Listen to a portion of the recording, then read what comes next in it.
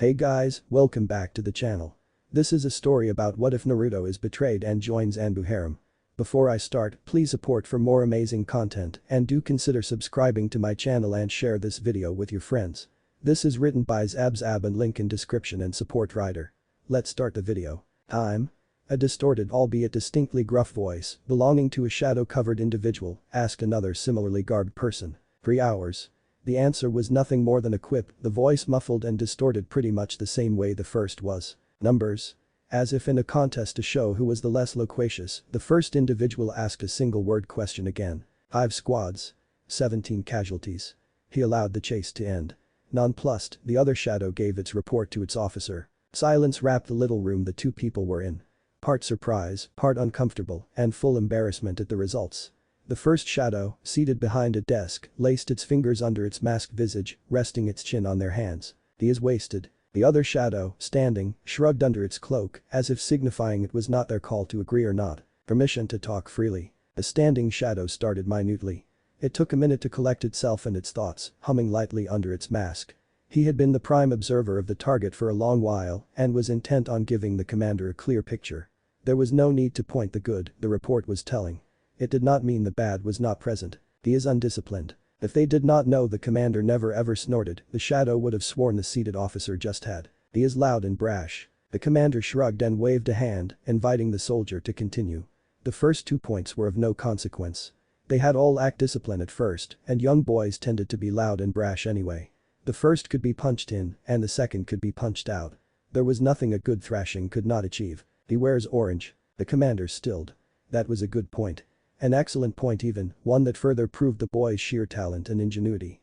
One did not escape 20 chunin level ninja for 3 hours and cause 13 virtual casualties while wearing bright neon orange by being a dunce. The commander smiled behind its mask. Exactly. Naruto Uzumaki, a short blue-eyed blonde boy who would be unremarkable if it weren't for the whisker-like marks on his cheeks and his orange garment, was known throughout Konohagakure, the village hidden in the leaves, by many names. For the greater part of the scarce non-shinobi population, he was that boy. It was often sworn like an expletive, some people even signed themselves after saying it or whispered with extreme distaste. For the smaller part left, it was as if he were not even there.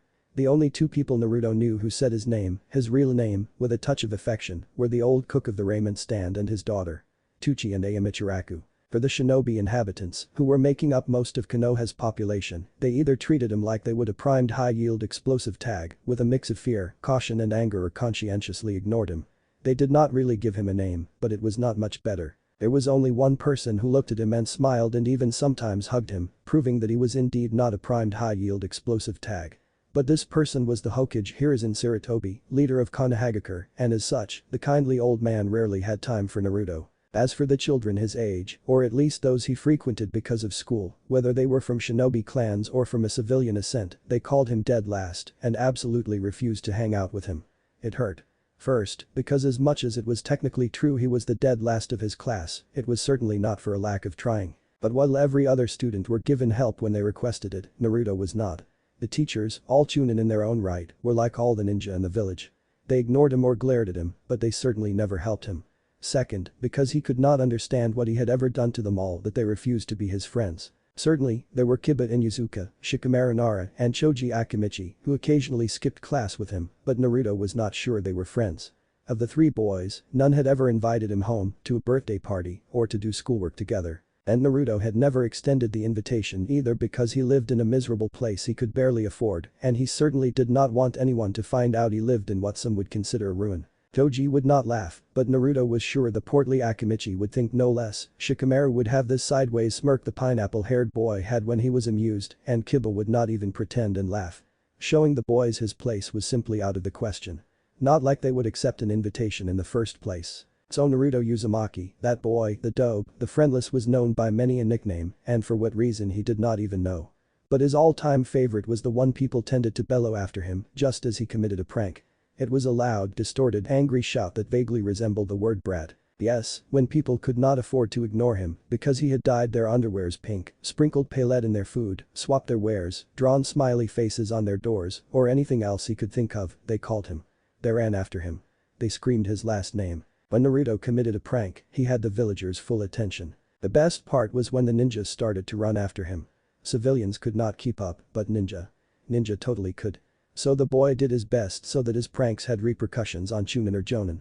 The higher level ninja would enrage having their combat fatigues turn jade blue, turquoise green or sakura pink and would chase him in what Naruto liked to think was a game of tag. No one had ever wanted to play tag with him, so the boy made do. And even if the players were not all consenting, it was all harmless fun in the end. And Naruto liked to run.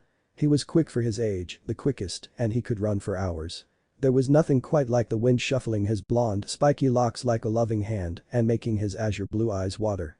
There was nothing quite like slaloming through Konoha's back alleys, jumping, somersaulting, and rolling in a mad parkour race. Running at breakneck speed was the only way he felt alive.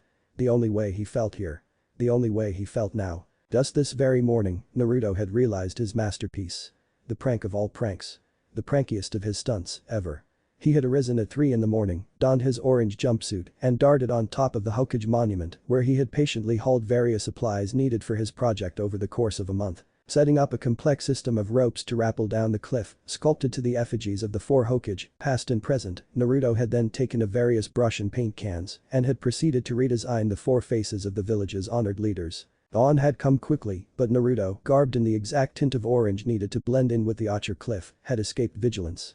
1 hour later, his work finished and the last touch added, the blonde child had climbed up, set his rappelling gear aside, and screamed a very loud good morning Konoha at the top of his lungs. The ensuing chase had mobilized 20 or so Chunin and lasted 3 hours as Naruto led them through an obstacle course he had prepared for a month and a half now.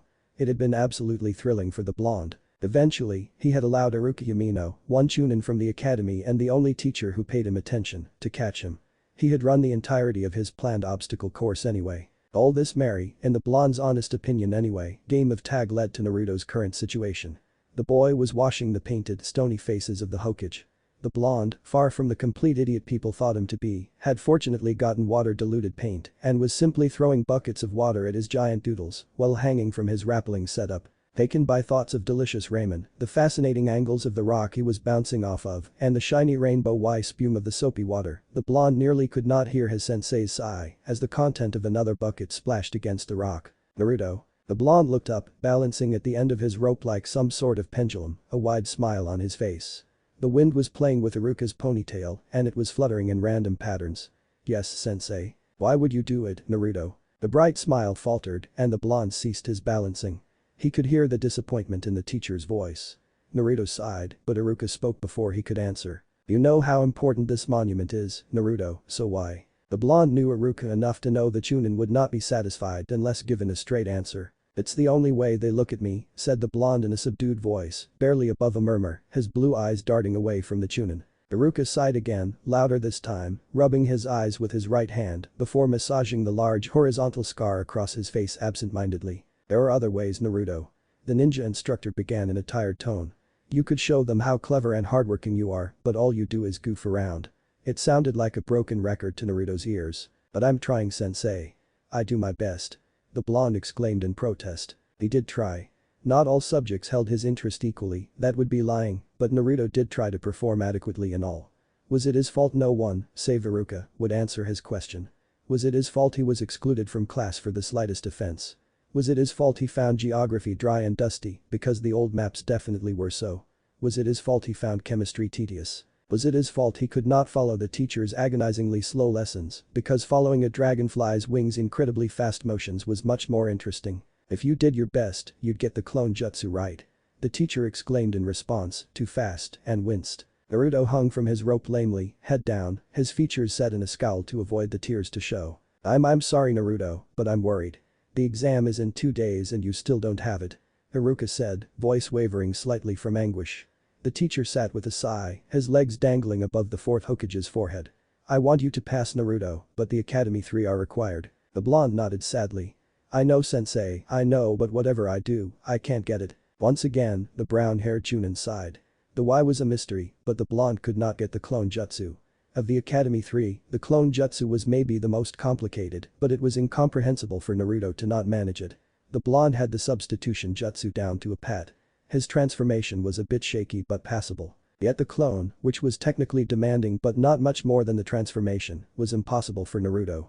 And while a certain average mark on theoretical materials was required, one Aruka had no doubt the blonde would manage. The Academy 3 were an absolute requirement. The students were training to be ninjas. If they could not do the simplest of ninjutsu, demonstrate correct jutsu, and show they could escape a jinjutsu, if not weave one, they would not graduate. Once again, Aruka caught himself scratching his old scar. Looking back at the downtrodden Naruto, the teacher managed a weak smile. "Look Naruto, how about you finish this and we grab some ramen, my treat," offered the chunin, knowing full well he had just put his wallet at risk. Immediately, the blonde's head shot up, his azure eyes shining as he looked at Aruka with a blinding smile, his previous worry pushed in a corner of his mind. "Ramen." The blonde exclaimed before enthusiastically returning to his cleaning work. "There is absolutely no way." Hiruzen Sarutobi, reinstated third Hokage of Konoha, said firmly to his cloaked masked interlocutor, with all the might his 60 years old, war veteran frame could muster. And the so-called professor could muster a lot of might. "He will go to waste," insisted the cloaked individual behind the white porcelain of a mask. The complete face protection was in the likeness of a dragon, with 3 red fang-like markings on its forehead. The mask was the tell of an ANBU member, and the markings identified the figure as the Takushigun Taisho, the general of the special force. "He will have a normal team and learn normally, just like he was supposed to have a normal childhood." The masked individual interrupted the cage, their distorted voice cutting through the old man's answer. "I will not listen to your recriminations," said the Hokage, his tone uncommanding. "I followed the will of a dying, delirious man. And you will listen to my recriminations, Hiruzen. You made mistakes, many, not all of the same gravity, but it is time you admit to it and handle the fallout. I offer you a way out of it. There is no reason for him to join. There is no need to put him through this grinder. How much more time will you coddle him? How much more time will you hide the truth from him? We are ninja Hiruzen." The figure exclaimed, twitching slightly, his raised tone the only mark of his agitation. "Or are you too cowardly? Is that it? Would you wait for your successor to break him the new?" Filling intent exploded and drowned the office, bending the floor and cracking the large plane of glass behind the old man's desk. "Watch your tongue, dragon. You are talking to your Hokage," bit Hiruzen in an ice-cold voice. "Then assume this damned hat and the responsibilities that go with it." The answer was equally cold. "Do you think you are the only one too old for your job? This mask is just as heavy." An uneasy silence blanketed the room and the Hokage could only palm his face in weariness. "Forgive me, dragon." Hiruzen sighed.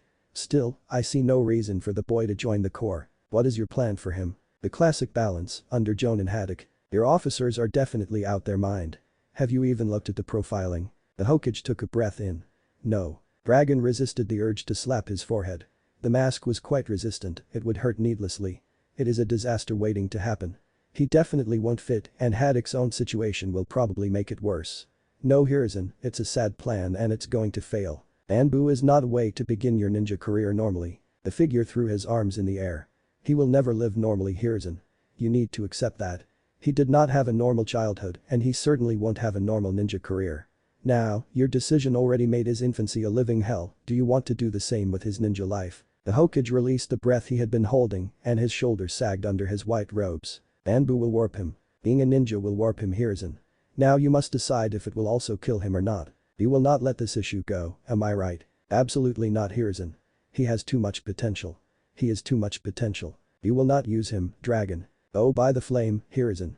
I know you love the kid, hell he is pretty likable, but that does not change what he contains. We never had to funnel them through ANBU before." Even behind the mask, Hiruzen could feel the deadpan look the figure was giving him. Because the first was already an accomplished ninja and the second status was actually a secret. "Hiruzen, this discussion is over, I am taking the boy. If you still protest, I will make use of very, very tiresome legalese and reveal some secrets to have my way. It will give you paperwork and I'll still have him." The masked individual stated in a tone that was final. "Do we make this the easy or the hard way?" Hiruzen paled, whether it was at the threat of secrets being revealed or supplementary paperwork added to the pile, none could tell, and sighed. "The easy way," the old man said, distraught. The dragon-masked figure nodded and gave his Hokage an eye roll so powerful, the old man could hear it. "By the flame, don't treat like he is already dead, Hiruzen. I'll make sure he'll visit you. And if you desire, he'll have a certain talk with you." Naruto was sitting on the swing in the courtyard of the academy. He had failed. For the third time, he had failed the test. He knew he was not at the top of his class, but his marks on the written tests were fine. He had not the best jutsu, his was a deformation of the floating leaf style, the result of ingrained bad habits no one had corrected. His on-the-fly jinjutsu was mediocre, but he could get out of a C-ranked illusion. His shuriken jutsu was actually passable and would be better if not for the ruined knives he used. Hell, he could make his own storage and exploding seals if he had the required chakra paper, and he was pretty sure he was the only one capable of that among his classmate. But the truth of the matter was that, despite his best efforts, he could not make a damned clone. He knew the theory, had practiced for hours on end. Yet when he reached for the fractional amount of necessary chakra, the life energy coursing his pathway system would prove to be indomitable. His chakra simply could not be manipulated in such a minute quantity. Despite the agonizing hours spent on the leaf floating exercise, his control had not been enough. The blonde-eyed his joyous classmates ex-classmates he mentally amended celebrating with their family, showing off their gleaming headband, none sparing a single glance at him. His keen ears picked the satisfied grunt of many parents, happy that that boy was not becoming a shinobi. Distractedly, Naruto felt tears rolling down his cheeks. His whiskered cheeks. Not for the first time, he wondered if those whisker-like marks were the reason he could not graduate. The boy wiped the tears away. Dwelling on his failure would not accomplish anything. He could not pass this year, he would try against the next. He had sworn he would become Hokage, and he needed to be a ninja first for that. Hopping down the swing, the blonde brandished his right hand in front of him, finger tightened in a fist and screamed. "I'll do it. I swear I'll become a ninja, Tebeo." Well, that's dedication. Naruto nearly jumped out of his skin and whirled around. In front of him was a white-haired chunin, a bandana on his head. "Mizuki sensei." The man smiled. "Tell me, Naruto, how would you like a shot at the makeup test?" The blonde gave the teacher a puzzled look before the words made it home. Hope, shy and wobbly but hope nonetheless, shone in the azure eyes. Makeup test. Mizuki smiled larger. All according to plan. The shadow darted from rooftop to rooftop, invisible in the dark cover provided by the moonless night. It stopped for a second when it reached the mass of the Hokage Tower. The tower was a round building, painted in red, flanked by two smaller buildings of the same fashion. It was actually shorter than the blue-topped broadcast station that stood next to it like an erect finger. Steadying its breathing, the shadow counted wordlessly. At some signal only they were privy to, the figure sprinted and jumped, latching itself to a gutter running along the wall of the broadcast station. Like some otherworldly cat, the shadow climbed up, using the tiniest holes in between the white bricks that made the wall. With careful grace, the shadow reached the blue roof. It was a pointy wood construct, looking much like a witch's hat, with a strange sphere on top. The shadow kept climbing until it was in the middle of the roof. Slowly, the individual took a length of rope and tied it solidly to one of the protruding beams of the blue roof. Glancing at its target, the flat roof of one of the secondary tower, the shadow smiled widely. "This is completely crazy," whispered the individual, the vibrato of excitement clear for all to hear. "Meaning no one, at this hour of the night." The shadow shuddered. It had one try and one try only. A miss was a surefire way to end in the hospital at best. Circling around the pointy roof, the shadow inhaled deeply. And started to run down and back toward the Hokage Tower. The maths had proven that, in theory, the pendulum movement would allow the shadow to reach one of the secondary tower. The critical part was the speed, but the individual was confident, running fast was their game. At breakneck speed, wind whistling in its hair, the rope unrolling behind, the shadow ran on an oblique trajectory on the station's wall, and suddenly, jumped. The rope whizzed as the shadow fell, gravity taking what was her by right. The pendulum movement began as the rope was stretched to the max, the beam it was anchored to whining slightly. The figure was catapulted up by its momentum, and suddenly, the individual felt weightless. It was at this point they cut the harness. Naruto fell like an anvil and with a grunt, impacted the tiled roof of the northern secondary tower none too gently. Breaking the shock the best he could with a roll, the cloaked blonde ended his course in the ornamental bushes that crowned the outer ridge of the tower. "Ow ow ow," Naruto muttered, as low as he could, wary of the potential guard. He knew, according to the paper Mizuki had given him, that he should be right between rotation, but still, the goal was to go unnoticed. The blonde took a second to dust himself. His black shirt was in tatter, and his navy blue pants were torn at the knee. He had multiple cuts, the entire right side of his body hurt, and his left ankle was probably sprained, but extraordinarily, he was fine. Naruto checked his various pockets to check everything was still where it was supposed to be, and nodded to himself. The rush had been great, the fall thrilling, and a second of weightlessness amazing, but he was not doing that again. Ever. Naruto Uzumaki was a daredevil alright, but that had been suicidal, in retrospect. The best entry possible, hell, the best entry ever as the rooftops were rarely patrolled, but still, it had been a close call. From the roof he was on, climbing on the main tower was a piece of cake. The first and second levels of each tower were protected so that it was virtually impossible to climb them, regardless of the technique. The third level was the same, but the problem was nullified by various pipes and large cables running around the circumference of the tower. Naruto had no idea of their purpose, but right now, they made perfect holds to climb from one roof to another. Taking a second to breathe, Naruto entered the tower. The easy part was done. Fortunately, he was used to infiltrating the Hokage tower for his pranks. The blonde knew the best hidey holes. Navigating the corridors and hiding from the patrolling pairs of Chunin, with the occasional jonin, was boringly easy, and Naruto was quick to make it to his goal. The vault was sealed shut obviously, but as a prankster, the blonde knew how to pick the toughest lock.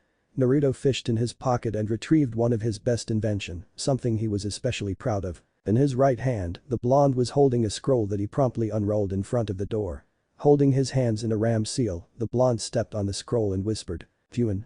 Sensory mirror wall. The air shimmered around the blonde and shifted. Now, Naruto had exactly 4 minutes to pick one of the most difficult lock, hidden by a Jinjutsu-like barrier Fuinjutsu of his own making. "Let's open you up." 3 minutes and 40 seconds and one absolutely oblivious patrol later, the vault opened. Naruto guessed more than he knew for certain that he had probably triggered a Fuinjutsu-based alarm, but he could not do much about it. If there was Fuinjutsu somewhere, it was too high level for him to detect it. Losing no time, as it was now more than ever a scarce resource, Naruto stepped inside the fortified chamber and fastened a large and fat scroll on his back before darting out. Folding his left hand in a half-tiger seal, the blonde muttered a katsu. The scroll he had been standing on was reduced to ash just as several firework fuses burned out, launching their payload in the sky and illuminating Konoha. If the entry had required some imagination, the exit was easier.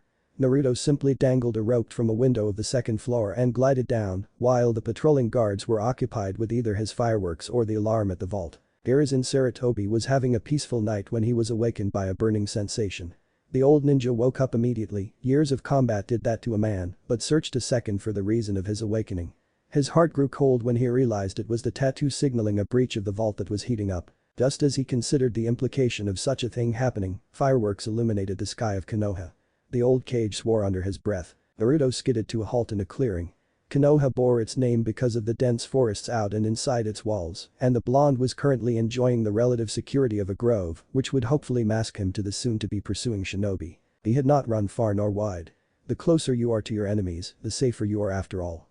Naruto was inside Konoha proper, far enough from the tower to not be caught during the first sweep, but close enough that the ninja would look for the intruder outside first, before eventually finding him. His position was the logical last option in the search order. The blonde opened the large scroll. He had approximately 1 hour to learn a jutsu, after which, Mizuki Sensei would allow him to graduate. The lingering light of the fireworks made it unnecessary for the blonde to use a torchlight, something he had counted on. A torchlight was not very discreet after all. "Shadow clone jutsu," muttered Naruto before deflating. A clone technique. When he could not even perform the basic one. No way. Reading further, the blonde lay eyes on techniques either too horrible to be learned or way too complicated. After 5 minutes of exploring the scroll, the blonde sighed. "Shadow clone it is." Naruto was sprawled, eagle spread, on the ground, and the boy was panting hard. The clone jutsu required him to rein in a small amount of energy and shape it in his image. The needed quantity was too small for the thundering flow of the blonde's chakra. The shadow clone jutsu was the same but different. The amount of chakra was not a problem, on the very contrary. The shadow clone needed the caster to mold a huge amount of life energy and project it in the shape of the user. The problem that stumped Naruto right now was the fact that a large part of the chakra was supposed to fill the shape. The goal was to achieve a solid clone made of pure chakra. The blonde had read about solid clone in a book about chakra theory. Usually, ninja would use earth or water as a putty of a sort and mold it with chakra to create what was commonly called an elemental clone. The required amount was substantially higher than for a standard clone, but nowhere near the quantity required for a shadow clone. Naruto suddenly blinked. Maybe he had to think of the problem like he would an elemental clone. Right now, he was trying to picture an empty shell that he had to fill up with chakra, but that was maybe not the way. If he first expulsed as much chakra as possible and then shaped it, like a sculpture of sort, maybe it would work. The blonde broke his musing and nodded resolutely. He had wasted enough time, the hour was coming to a close. Deciding to test his new theory, the boy made a cross-shaped hand sign. Carefully, the blonde proceeded to join his physical and spiritual energies, creating chakra in a process called merging, and pulsed the chakra through his hands. The specific cross-like shape was supposed to alter the properties of his chakra, much like standard hand signs, in a process called molding. It had something to do with yang chakra, but Naruto was not certain what it was. Focusing, the boy merged as much chakra as he could, modifying it through the hand sign and storing it back in his hara. It was difficult to merge fresh chakra while keeping the molded, ready-to-use energy on the side, so to speak, but Naruto managed. After a minute, satisfied with the amount he had, Naruto took a deep breath before exhaling. "Alright, now to get it out." the blonde muttered. Pushing all the molded chakra through his hand one last time, the blonde pulsed it all out from the tenketsu in his palms. With sweat pouring from his brow, Naruto focused on sculpting the sea of chakra that was surrounding him into a replica of himself. Head, limbs, hair, fingers, eyes, torso, clothes. Shadow clone jutsu. Roared the blonde, eyes shut in concentration. Only silence answered him. Tentatively, the boy opened one eye. Only for the second to shoot open at the sight that greeted him. In front of Naruto was Naruto. With a shaky hand, the blonde poked his doppelganger's cheek and was elated when the clone grinned but did not disappear. Yada. Bellowed the blonde while dancing around and with his replica. I did it. I did it. I did it. I did it. Answered the clone, feeling every last bit of joy the original felt. We did it. We did it. Chorused the duo, a grin brighter than the sun splitting both faces. Naruto. The shout was so powerful, the duo of blonde tripped and fell, the clone hitting his head on a small rock jutting out of the ground and dispelling in a cloud of smoke. Distractedly, the original noticed he had a sudden urge to rub the side of his head. The blonde turned toward the origin of the shout to see Aruka, his head several times bigger than normal and slowly reverting to its original size. Hey, Aruka-sensei. The blonde said, rubbing the back of his head. What is happening, Naruto? Why? Aruka trailed off as his eyes took the side of his pupil. The blonde looked exhausted and as if he had just fought with a pack of wolves. But more urgent was the large, fat, and terribly open scroll near the blonde. Oh no. The teacher's tone immediately alerted Naruto something was wrong, very wrong. Getting back up, the blonde walked carefully toward Aruka. Sensei. What? He was silenced by the harshest glare Aruka had ever sent his way. Naruto flinched and recoiled. Do you have any idea what you have done? This is the forbidden scroll, Naruto. What got into you? The teacher hurled with anger and worry. Naruto felt his eyes water. Aruka had never been that angry with him. Sure, the teacher had been exasperated one or two times, but never to this extent. And all the same, Aruka had never been that worried. What? But Mizuki-sensei said. Mizuki? Aruka questioned suddenly, interrupting Naruto. The blonde nodded and the puzzle pieces fell into place. It was Mizuki who had rung the alert, saying he had seen Naruto flee with the forbidden scroll. Mizuki, who had no business being anywhere near the Hokage Tower tonight. Mizuki, your average chunin, who had somehow seen Naruto when the multiple guards of the tower had not. Mizuki, who, the last time Aruka had seen him, was geared like he was going to war. Aruka sprung and tackled Naruto just as a circle of steel embedded itself where the blonde was standing a second ago. Ah, Aruka. A familiar voice rang into the clearing. You found him before me, A strange, high-pitched grating sound was heard. Sensei, what is happening? Naruto asked, trembling. Aruka steeled himself. Naruto, this is an order. The chunin jumped again, hauling the boy with him as another whistling chakram tore the earth on their last position. You take this scroll and you run to the tower.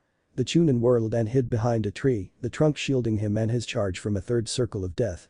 Are we clear? Naruto could only nod, too lost to do much else.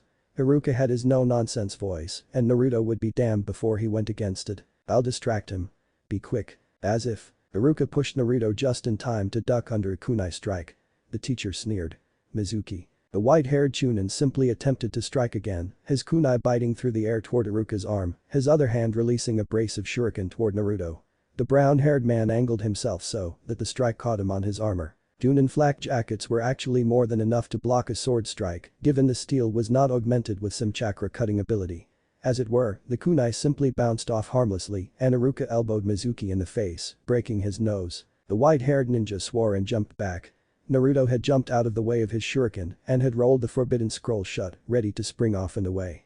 Mizuki was loath to admit it, but if the blonde demon started running, he would not catch up. In a split second, the traitorous chunin darted toward the boy, kunai ready to pierce his neck. Naruto. The blade cut through the blonde's raised forearm and a kick just under the sternum sent him tumbling away, breath ragged. Before Mizuki could follow up, Aruka nearly stabbed him through the calf. Run, Naruto. Why are you defending him?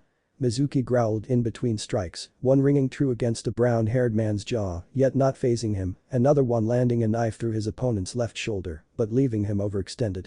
He stole the scroll. You set him up. Aruka punctuated his answer with a grappling move that ended with Mizuki's right elbow joint dislocated.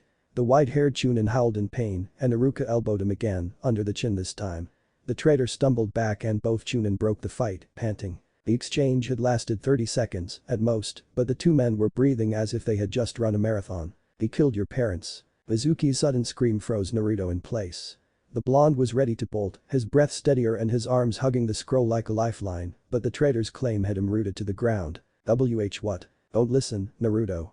Run. Do you know why you're treated like you are, demon? Mizuki spat, intent on buying some time. He had not counted on Aruka being here, and he had certainly not expected the brown-haired Chunin to be in such good form. Mizuki shoo, you're the Kyuubi Naruto. The white-haired man hollered madly. You are a demon. Aruka shot like a bolt out of a crossbow, taking the traitor by surprise and landing a solid hit on his head before Mizuki retaliated with a kunai cutting Aruka's leg. I'm what? Whispered the blonde boy, still frozen and incapable of processing what had just been said. Yet it made a twisted sense. How the people in Konoha were afraid of him, angry at him, ignored him. But the demon had been killed by the fourth Hokage. He had learned it in history class. He had killed the demon on the day of Naruto's birth. Mizuki smirked through the haze Aruka had put him in. The bastard had hit him hard, but he had won the exchange. The cut on the brown-haired man's leg would slow him. Slow him too much to save the demon. The traitor took another brace of shuriken and hurled the whirling stars of steel toward the blonde abomination. Naruto. The world slowed as Aruka saw the shuriken cut through the air toward Naruto. The steel stars were absolutely harmless against an armor-wearing opponent, not much more than a distraction. Against a frozen boy, that would possibly cut an artery and he would bleed out. Aruka melded chakra in a heartbeat and flooded his leg muscles with raw life energy before jumping. Naruto watched as the deadly stars sped toward him. He wanted to move, desperately so, but he could not. His body refused to obey him, and his mind was too preoccupied with puzzling the impossible revelation Mizuki had imparted unto him. For a second, he wondered how the situation had degenerated so before closing his eyes. A shuriken gave a muffled sound when they embedded themselves in Aruka's flak jacket. But the pained scream that escaped the teacher's throat when his leg muscles either cramped on him or tore covered everything. Aruka-sensei. Run, Naruto. The Chunin bit through the pain. For a second, the blonde contemplated the idea before the consequences of such an act hit him. If he left right here and right now, Mizuki would kill Aruka. The thought of such a thing happening filled Naruto with white-hot anger. Magmatic fury. Earth-shattering scorn. The blonde melded chakra, every last bit, and to hell with it if some of it felt terribly raw. His fingers crossed in front of him to mold a raging maelstrom of life energy flooding his pathway. The blonde roared. Shadow clone jutsu. A wave of powerful, scathing chakra expanded outward and smoke filled the clearing. Before Aruka's gobsmacked eyes and Mizuki's terrified ones stood 100 or so blonde boys, their face distorted by righteous fury and their knuckles cracking in anticipation. I'll beat you to a pulp, Tebeo. Chorused the blonde army. And Naruto made good on that promise, overwhelming the already shaken traitor in a sea of blonde and blue, leaving a twitching, bloody, unconscious mess sprawled on the ground not 20 seconds later. Their office done, the army of clones dispelled, leaving a wobbling Naruto behind, the blonde momentarily suffering from a splitting headache. Nah, Naruto. The original blonde whirled toward his teacher, who was eyeing him with a mix of awe, relief, and worry. The boy rubbed his head, the strange pain already forgotten. I went too hard, did I? Aruka chuckled weakly. No, not really. The teacher suddenly scowled, the pain of his wrecked legs catching up thought his astonishment. Aruka-sensei, are you okay? Asked Naruto worriedly, trying his best to help the Chunin stand. The man grimaced and the blonde simply propped him up against a tree. I shot my legs, answered the man. A shift in his position made him growl. Ow, ow, ow, I'm definitely upping my training, joked Aruka with a weak smile. Naruto looked down, biting his lower lips. Sensei, what would happen? What Mizuki said. Aruka ruffled the blonde hair. First thing first, Naruto. I think I have the gist of it, but tell me why you stole the scroll. He ordered in a pained voice. The blonde's eyes watered. I didn't want, and Naruto explained to Aruka how Mizuki had offered him a shot at a makeup test. I'm never gonna be a ninja, am I? Naruto concluded, voice strained by held-up tears. Having the entire story, Aruka sighed. Twice.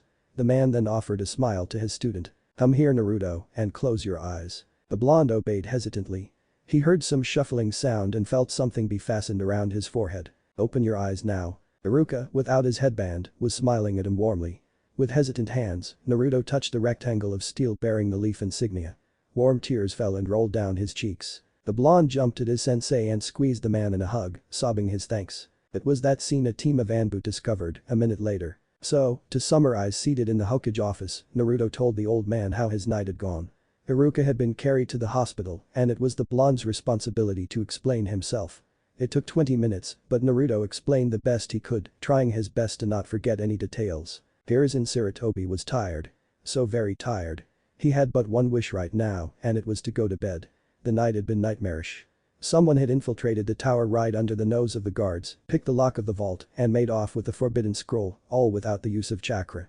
Then Mizuki Hashiru, a jonin, had pretended to see Naruto, of all people, with a scroll. And Mizuki had revealed to be a traitor, having conned Naruto into believing there was a makeup exam for the one the boy had just failed and planning to kill the Jinchuriki and disappearing with a scroll. And the situation had miraculously resolved itself thanks to Aruka Yumino discovering Naruto, fighting Mizuki to a standstill, and Naruto beating the traitorous Chunin to a pulp thanks to the shadow clone jutsu. The Hokage groaned, half in frustration, half in weariness, entirely in relief. It was a fucking miracle, no less. The old man eyed the blonde boy sitting before him. Naruto had the decency to have his blue eyes lowered in shame. Hiruzen sighed. I, Hiruzen Tsurutobi, Hokage of Konohagakure, have taken into consideration the recommendation of Chunin Aruka Yumino to grant to Naruto Uzumaki a field promotion to genin. By my authority, I confirm the recommendation. Do you accept it, Naruto Uzumaki? Naruto immediately stood at attention like he had been taught in the academy, feet joined, left hand above the heart, right hand on flat on his right calf, and furiously nodded. Yes, Hokage-sama. The old man smiled. Then welcome to the Kagen, genin Uzumaki. Naruto bowed, doing his best to contain the smile that wanted to blossom on his lips. Now I think we have another matter to discuss. The Hokage's grave tone immediately brought the blonde back on earth. Yes, Hokage-sama? Asked the boy hesitantly. Now that you have been exposed to lies, we believe it'd be unwise to not address the question properly. Another voice, gruff and distorted, rang out. Naruto did it best not to jump and turned. Behind him was an ANBU with a dragon mask. Naruto, meet Dragon, ANBU's general. Dragon, Naruto. The Hokage said in a tired voice. Is it about what Mizuki said? The masked ANBU nodded. Yes. You have to know the truth about your status. My status? The ANBU Supreme Commander nodded again. Mizuki told you were the Kyuubi. It is not true. You are the Kyuubi's Jinchuriki. Dragon. The old Kage exclaimed, apparently wishing the cloaked individual had been less blunt. Jinchuriki? Naruto tried the word. It was unknown to him. The ANBU ignored the Hokage's outburst. We told the population the Kyuubi was killed by the Yondaime. It wasn't for the simple reason no man found a way to kill a Biju yet. The Yondaime trapped the beast inside an infant. There was a pregnant silence for a few seconds before the boy broke it. It was not a question. Naruto wasn't stupid and could put 2 and 2 together to obtain 4. Most of the time at least. You, confirmed the ANBU. But I then Naruto frowned, too confused to feel much else. You're the Kyuubi's warden. It's prison, if you will. The boy gulped. So I'm not a demon. Of course not my boy. The Hokage exclaimed heatedly. And allow no one to call you that. Naruto felt his eyes prickle and water despite him. But then why? Why do they treat me like that? The boy asked with a shaky voice. Both the Hokage and the ANBU sighed. The cloaked figure threw a glance at Hiruzen, who nodded. They fear you, Naruto. The Kyuubi caused a lot of pain, which you are a constant reminder of, but I did not ask for it. The blonde exclaimed, tears streaking down his whiskered face. It's not my fault. He protested again, voice racked with sobs. The Hokage rose from his seat and hurriedly engulfed the boy in a hug. Hiruzen sighed. Naruto was so very young still. Of course not, Naruto. Of course not. But the pain the Kyuubi caused turned to fear and fear to hate, and rather than see you as the hero you are, they blame their sorrow on you. Hiruzen explained. They decided to cling to their hate and blame you rather than honor the sacrifice of the one they claim they love. The ANBU interjected. Truly, they understand nothing. Naruto broke the hug suddenly and took a step back. His teary face was set in a scowl, one Hiruzen had never seen on the blonde's face. They are such ingrates. The boy hurled in anger. All this time they hated me for something I didn't do. Naruto's tone was heated but mainly held disbelief. And frankly, all assembled in the room could understand why. Then, something struck him. How do they even know? Why do they know what I am? Demanded the blonde with steel in his voice. It made no sense. Konoha after the Kyuubi's attack had been a field of smoking ruins. Naruto had seen the photos. How come the entire population of Konoha, which certainly had better things to do at the time, knew of him? The Yondaime wished for you to be seen as a hero and I foolishly granted him his last wish, Hiruzen explained quietly, voice strained by anguish. But the people I so trusted betrayed me they betrayed us, their leaders. They betrayed the will of fire and I couldn't convince them of their folly. So I made a law when I saw that the survivors would hate you. They were not to speak to anyone to your condition. The voice of the old man wavered and broke for a second. I hope that'd allow you to live normally. To make friends. Naruto winced and his scowl came back with a vengeance. Well, that worked well, sneered the blonde, anger thick in his voice. It worked so very well. He muttered again bitterly, before deflating. Why me, though? Why him? The bad luck of the draw. The only baby available. No, that could not be right. Nearly all his classmates were older than him. His brain made and discarded scenarios one after the other. The Kyuubi had not been near the hospital. Yet, according to the old man, Naruto's parents had died in the attack. Were they ninja then? No, otherwise, the records would have DNA information and he would not bear the Uzumaki namesake. His parents were civilians, logically. Maybe he was born at home. Had his parents died in the first sweep of the tails? But then he should have died too. Why did the fourth choose him, an orphan, to hold the beast? Had his parents offered him? Was he an orphan before the fourth chose him, or after? The thought froze Naruto. The fourth killed my real parents. Naruto declared, his voice a monotone. What? The Hokage sputtered in abject horror. What gave you this idea? Why me? Why not one of the clan kids? The fourth had an entire generation of clan heir to choose from, but no, he picked a nameless orphan. That raises questions, doesn't it? The blonde spoke quickly, but his voice was still just as emotionless. The reasoning made the Kage's eyes widen. And no, Naruto, of course the fourth. Then they abandoned me. They were disgusted by me. Of course not. Then why me? Naruto screamed in rage, anger tainting his chakra and leaking like poison, the floor creaking under the pressure. Who were my parents? Where are they now? Why did they allow the damned yondaime to use me? I cannot. Kushina Uzumaki. The calm, distorted voice rang through the office, assuaging Naruto's mounting fury and silencing the Kage. The blonde turned to the ANBU. What? Dragon, I order you. Your mother's nah. Filling intent erupted in faster than one could blink. The Hokage was holding the ANBU by its throat, lifting the individual above ground, effectively strangling them. One more word and I'll have you executed. The Sarutobi threatened. Kushina Uzumaki. Hiruzen shuddered when he felt a glare being levied on him by the one person he had hoped would never glare at him. You knew, whispered Naruto. All this time you knew. And you told me nothing. The blonde continued in a hushed murmur. Hiruzen's dark eyes met Naruto's azure orbs, and the old Kage's heart broke when all he could see was betrayal and disappointment. Okage-sama, may I be excused? The blonde asked, his voice absolutely blank. But Hiruzen balked. Naruto. By your leave, Hokage-sama. The old man sighed. Dismissed, jonin Uzumaki. Naruto lost no time and bolted out of the office. Hiruzen glared harshly at the ANBU he was still strangling. I should execute you. You are a coward, spat the masked man, his throat held shut by the vice-like grip of the old Kage. Hiruzen opened his hand and the commander fell in a heap on the ground, wheezing and massaging their throat. You're dismissed, dragon. The ANBU rose to its feet and nodded stiffly.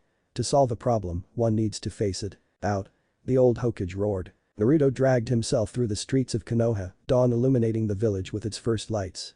His thoughts were whirling around chaotically in his head. The Hokage had repeatedly told him he did not know who his parents were and Naruto had come to accept it. Now the blonde discovered the old man he trusted had lied to him. What other truths had his grandfather figure withheld from him? The Kyuubi, his parents, what was next, a hidden family member? And the village hated him for something he had no control over. Since little, he had dreamed to gain their acknowledgement and the Hokage had assured him that if he tried, he would. But now, Naruto was second-guessing himself. He was not giving up, absolutely not, for giving up was not the Naruto Uzumaki way. But was gaining the acknowledgement of a group of ungrateful bigots even worth it? Was it even possible? If all they could see in him was the fox, then being Hokage would change nothing. The blonde climbed the stairs to his tiny flat and entered his 2-room apartment. The place was in tatter and it wasn't even his fault. Mostly. But the sorry state of his place was of no concern to the boy right now. Naruto plopped down his run-down sofa and kept on thinking. He did not hate the villagers, he decided. They were hateful ignorants who had made their choice and they had made Naruto's life difficult, quite difficult actually, but the boy refused to hate them. He would not become a hateful ignorant himself, Naruto decided firmly. He would be better than them. Which did not mean he could not hold them in contempt. He could be beyond reproach, the best of all, the Hokage, he could not tell Konoha what to feel and think about him. Certainly, his pranks had not helped but it mattered little ultimately. He could not change people. Only people could change themselves. Naruto sighed and looked at his hands. Sometime during his musings, he had loosened his headband. The piece of engraved steel reflected his face. The metal was muted, the very small scratch dulling its shininess. There was even a small brown spot. Blood recently dried up. Aruka's or Mizuki's. What did he truly want? Did he even have the choice? But the beast trapped within him, Naruto reckoned the answer to that was probably not. So if he did not have the choice, he had to make the best of it. If being a ninja was his path, he'd be the damn best ninja possible, Tebeo. He'd never be helpless again like tonight. He'd never have someone fight for him like tonight. He'd never be found wanting. Naruto's grip tightened around the headband and his face hardened in resolution, he fastened the insignia around his head again. I'm a ninja now, Tebeo, whispered the boy in a low but confident voice. Naruto woke up, eyes bleary from lack of sleep and stomach protesting in hunger, to the sound of someone insistently knocking on his door. It took a minute for the boy to collect himself and realized he was on his couch. Racking his brain to understand why he was on his living room rather than in his bed, Naruto yawned. A yawn wide enough to unhinge his jaw. It was at this moment he remembered the strange, heavy, never-felt-before wave of exhaustion falling on him like a cloak of lead earlier in the morning. Before he could think about it in more detail, the knocks on his door doubled and the blonde hopped off of his small sofa and stumbled through his flat, his gait shaky, towards his door. "Yes, yes," groaned the blonde while opening the wooden panel. Standing in his doorway was a masked ANBU. Naruto started slightly, stifled another yawn, and shook his head left and right to dissipate the last remnant of sleep. "What can I do for you, ANBU-san? You have been summoned by the Hokage, Uzumaki-san. Be at the tower at noon. It is currently 11, for your information." "Hi, ANBU-san," answered Naruto with a bow. The masked individual simply disappeared in a swirl of leaves, his mission accomplished. The blonde yawned again. It was unusual for him to feel this tired, as normally, a few hours of sleep had him energized for a day. Naruto chalked it up to the events of the night and closed his door when what the ANBU had just told him hit him truly. He was summoned by the Hokage. The event of the night flooded his mind. He was a genin now. What did the Hokage want with him? Would Naruto be placed on a team? He had no idea when team placement would happen. Did he actually need to fill paperwork and sign waivers? The blonde frowned. How did he feel about the man he called grandpa anyway? Where were they standing now? Naruto was angry at the surrogate grandfather for hiding the truth for so long. He was a real Uzumaki, whatever it meant, and his mother's name was Kushina. He could only wonder why the old man had hidden the identity of his mother. It wasn't the surname, logically. If Uzumaki had been dangerous in some way, then he would not carry the name. That was assuming the old man actually cared about him. Naruto felt his innards sink at the thought. Had the Hokage's apparent affection been faked? Was the old man like everyone else, wishing for the blonde to disappear, but better at hiding it? Had the elder ninja been callous behind a facade of gentleness? Naruto's frown deepened before he shook his head and shuddered. No, he could not think like that. He was angry at his grandfather for lying, but one lie did not mean everything was veiled in deceit. What did several lies for 12 years mean, though? The Kyuubi, his parents, then what else? It certainly meant the Hokage did not trust him. Not even with the name of Naruto's very own mother. And if the Hokage knew his mother, he had to have a reasonable clue as to the identity of his father. The blonde was shaking, a weird mix of emotion he could not identify twisting his guts. There was anger, disappointment, betrayal, and loss. Naruto did not know where he himself stood right now. He knew the world of ninja was lying and killing, in theory at least. It was Konoha's bread and butter after all. Discovering your entire life was shrouded in a layer of lies was not agreeable. At all. The question was, how many layers and how many lies in all? Yes, Naruto was angry with his grandfather. Could he be angry with the Hokage though? Not really. Now that he was a genin, he would not get away with his usual attitude. And the Hokage was his commanding officer, their relationship had to be at the very least cordial. The blonde sighed loudly. Yesterday, his life was simple. He was a nobody, the villagers hated him for no reason, and the Hokage was a kind grandpa who Naruto trusted absolutely. Today, his life was more complicated than ever. He was the Jinchuriki of the Kyuubi no Kitsune, the villagers were dickish idiots, and the Hokage had lied to him about not knowing who his parents were. The blonde clasped his hands around his temples and groaned as he shook his head left and right. Why me? After a minute of careful consideration and waiting, Naruto had to accept the answer would probably not fall from above and directed his steps toward the shower. Whether he liked the old man or not, he could not say no to a meeting requested by the Hokage. Under the hot running water and now in front of a cup of steaming instant ramen, Naruto had been and was thinking still about this mysterious mother of his. Inhaling some noodle with a noisy slurping sound, the blonde thought hard about the secrecy.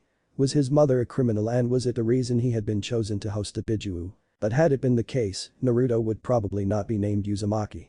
His name was supposedly honored within Konoha. The flak jackets of Chu and Jonin bore the red spiral of the Uzumaki clan. Maybe his mother had been an orphan much like him and was simply bearing the namesake. Naruto had the name of his mother, half the answer to one of his lifelong question, and yet it brought even more questions. The biggest being, why was it such a secret? The blonde slurped the last of his noodles when an idea hit him. He could send a shadow clone. They were intelligent, tangible clones after all. He could send one or two at the academy library and they could look up the Uzumaki name. And he could send one to the archives. He had a headband now, he could not be denied access. The boy nodded, satisfied with his plan, and crossed his fingers to mold the necessary chakra. Shadow clone jutsu. In a triple puff of smoke, 3 replicas appeared. Naruto smiled and designed 2 of them. You too, library, got it.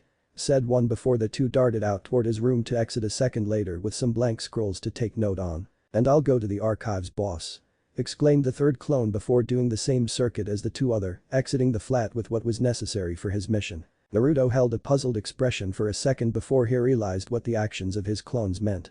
If he created shadow clones with one or several purposes in mind, they knew what to do already. This jutsu was beyond awesome. A wide smile blossomed on Naruto's face. Learning the shadow clone was worth the trouble of the night. Maybe. Almost.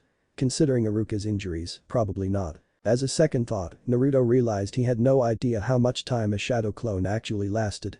His smile faltered, but the boy decided it was of little importance, ultimately.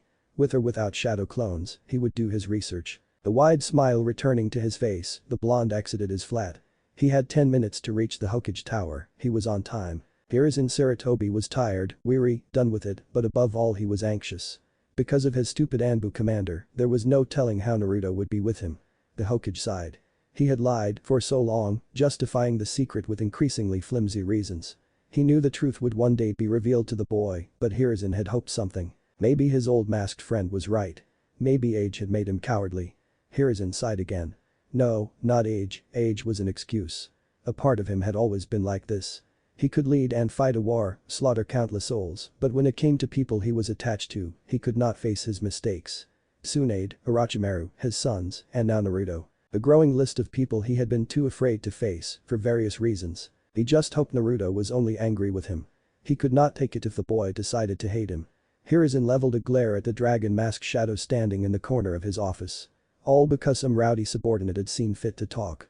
Despite the mask, the Hokage could feel the commander was answering with a glare of his own. The two old men locked eyes for a minute in a staring contest, heavily in favor of the cloaked man, as glaring at a blank mask was incredibly jarring. The Hokage averted his gaze first and sighed. "I would like to apologize for earlier." The old man breathed out like someone had ripped a tooth out of his mouth. "I was tired, worried, and not thinking clearly," completed the masked commander. "There is not much to forgive. I will not retract my words, though, if that is what you are counting on. The boy will hate me now." Hiruzen almost whined. "If that is the extent of your trust in him, then he would be right to do so." Dragon answered in a scathing monotone. The Hokage winced and palmed his face. "You are right, of course." Silence fell on the two ninja. Dragon was perfectly still while the Hokage was fidgeting with increasing intensity. "What will you tell him?" the ANBU asked suddenly, stopping Hiruzen's flailing. "What?" "The boy will need answers, Hiruzen," chided the ANBU in a vaguely impatient tone. "The only questions are, what answers and who will give them? His father's name is a secret that is non-negotiable. I know the logic behind that and it is erroneous by now.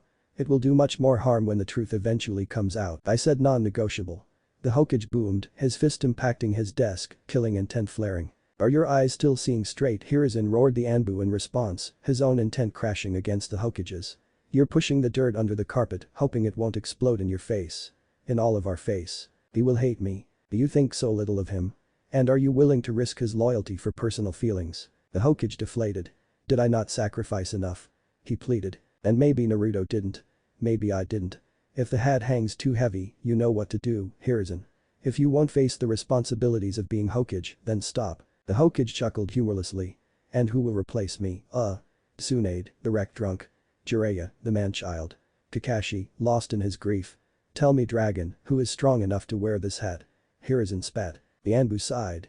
He refrained himself from telling the Hokage how two of the three problems were products of his continued refusal to face them and straighten them and sighed again. If the mask wasn't in the way, the shadow would have rubbed their eyelids. The figure closed their eyes and blinked when an idea hit. "Broom him," said the ANBU slowly. Hiruzen focused his eyes on the mask. "I'm sorry. Broom Naruto." The Hokage's left eyebrow rose, but it was the extent of his surprise. "I thought you wanted him." "Shadow clones," answered the commander, as if it was the answer for everything. Silence fell on the office again as Hiruzen contemplated the idea. Shadow clones did seem like they were the answer. Maybe not to everything but certainly to this.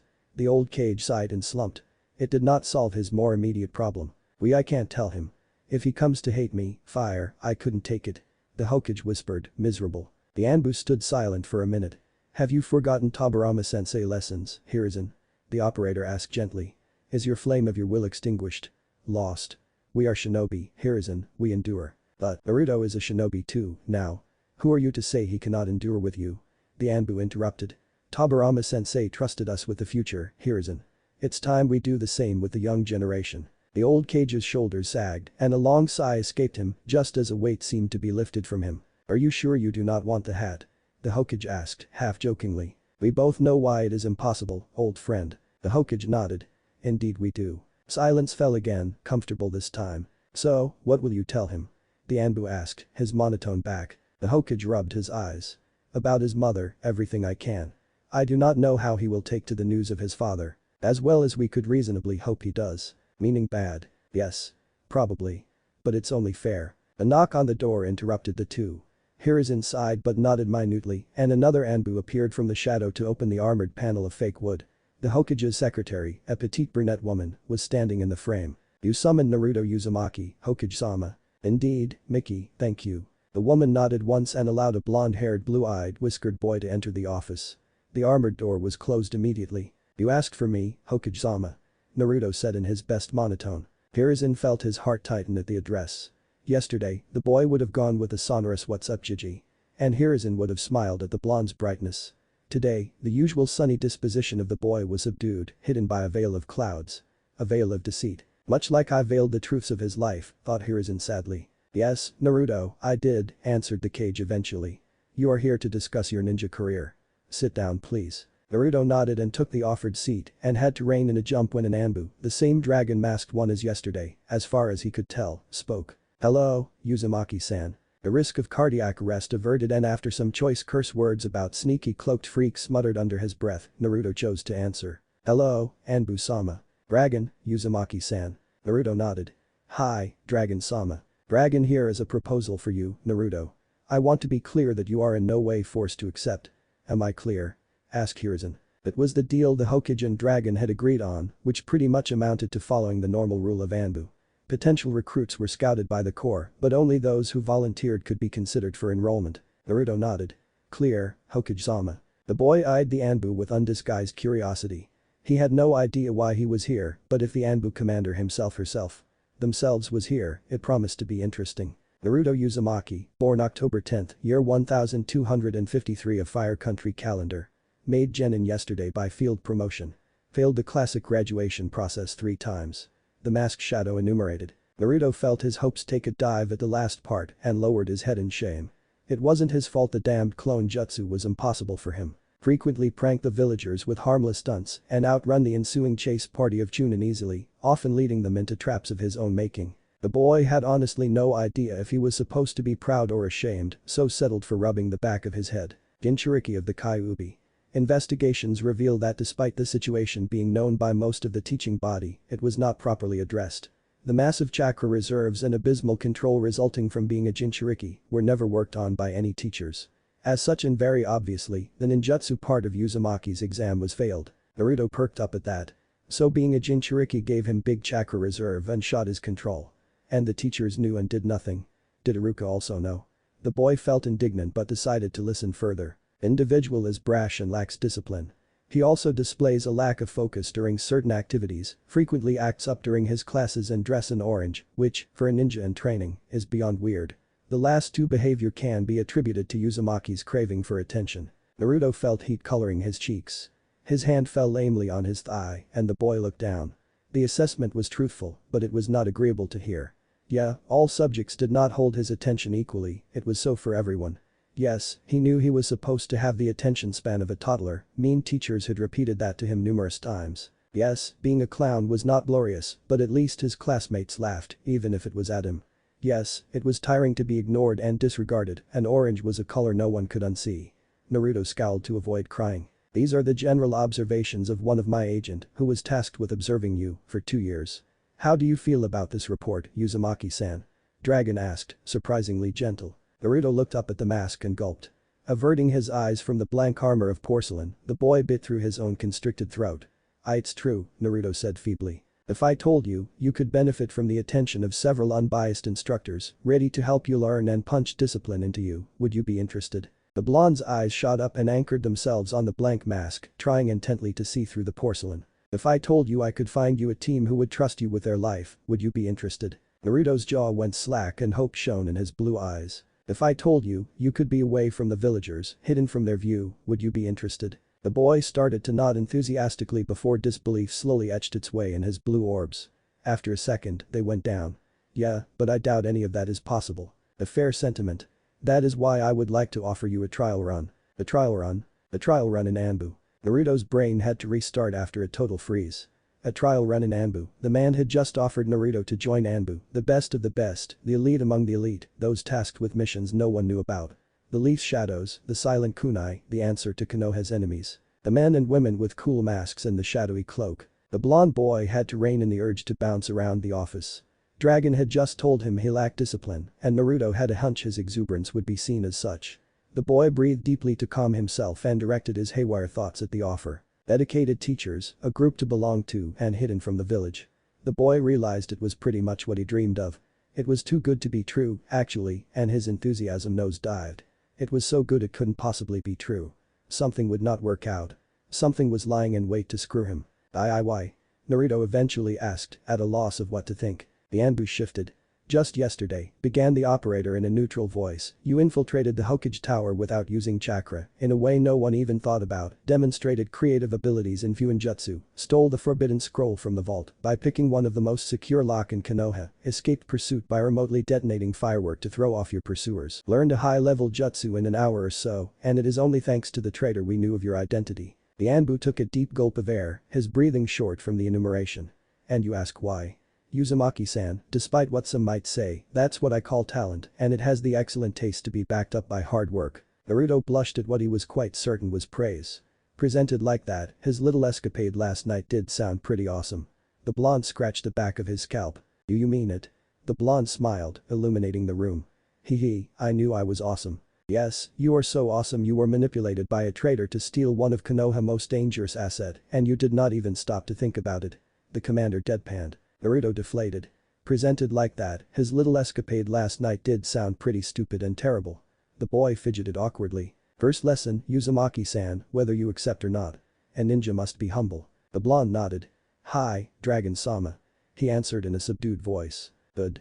Now, Uzumaki-san, what will you decide? Naruto looked down at his feet, his hands resting on his lap.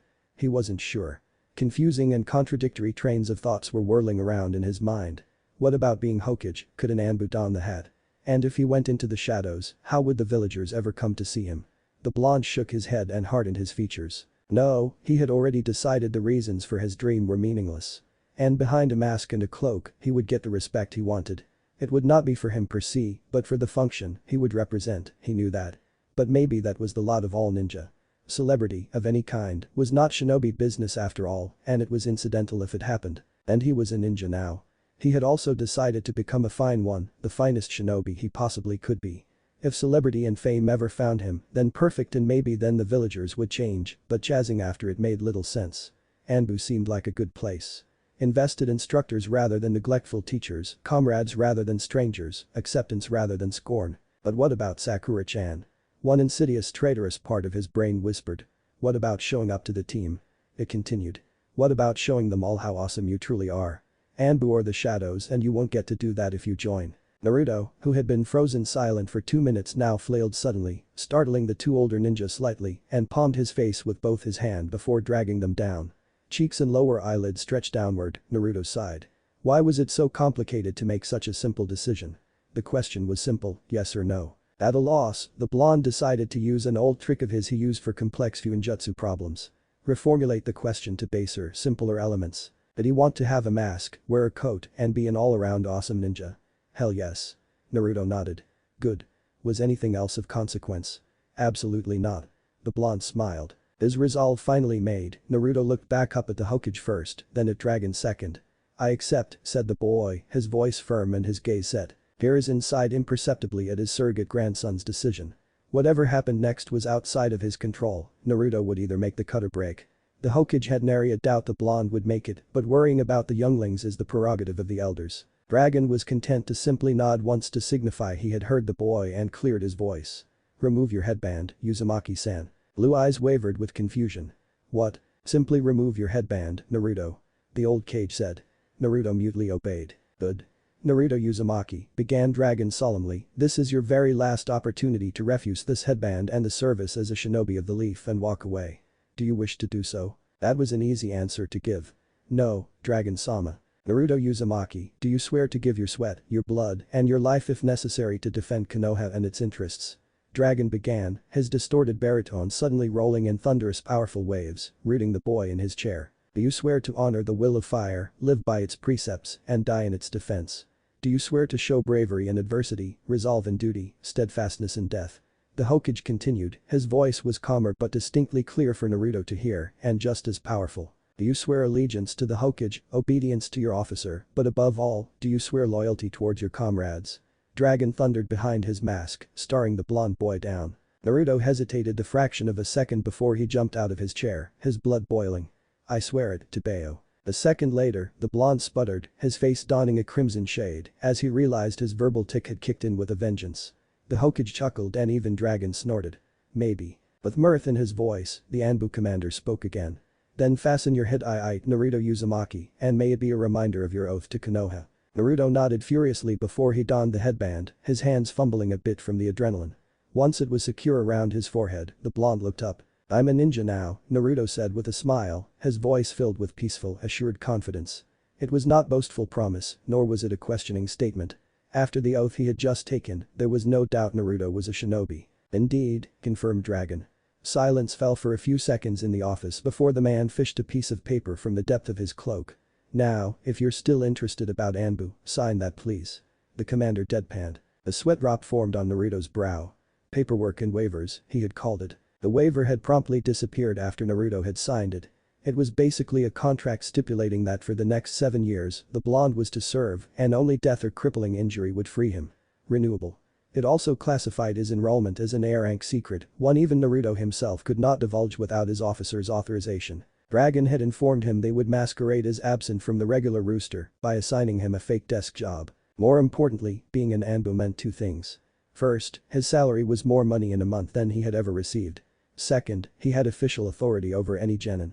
Dragon was quick to kill his joy with the threat of very severe punishment were he to abuse his rank. Suddenly, the Hokage waved and Naruto saw 4 shadows materialize in a queue, the first opening the door, the 4 ANBU spilling outside the office and the door closing. The blonde turned toward the Hokage as the old man coughed in his hand. Yesterday, Dragon revealed a piece of sensitive information. Naruto stiffened and nodded. The boy knew the old man was talking about his mother. Choosing to stay silent, Naruto simply waited. He was tired of asking only to receive no answer. If the Hokage had to tell him something, he would tell him. The boy leveled a stare at the old man he called grandpa and frowned. Hiruzen fidgeted. He had hoped to never see this gaze again, as horrible as it sounded. But of course, Naruto had inherited from his father much more than his look. The Hokage internally shuddered as 2 piercing, all-seeing blue eyes looked at his soul, ready to spot the lies and the deceit. It was the same look Hiruzen's successor, and unfortunately, predecessor, had when he was ready to call pretty much anyone on their bullshit. Taking a deep breath, the Kage steeled himself. Your mother Hiruzen began, failing to find the words. Your mother was an amazing woman. The Hokage exhaled his relief when a small smile blossomed on Naruto's tightly locked lips. She was a surviving member of the Uzumaki clan, now extinct. She came here to be the 2nd Jinchuriki of the Kyuubi. Second? I'm the 3rd. Naruto interrupted in surprise. Hiruzen nodded. Yes. It's quite a long story. I personally have the time, Hokage-sama, answered Naruto dryly.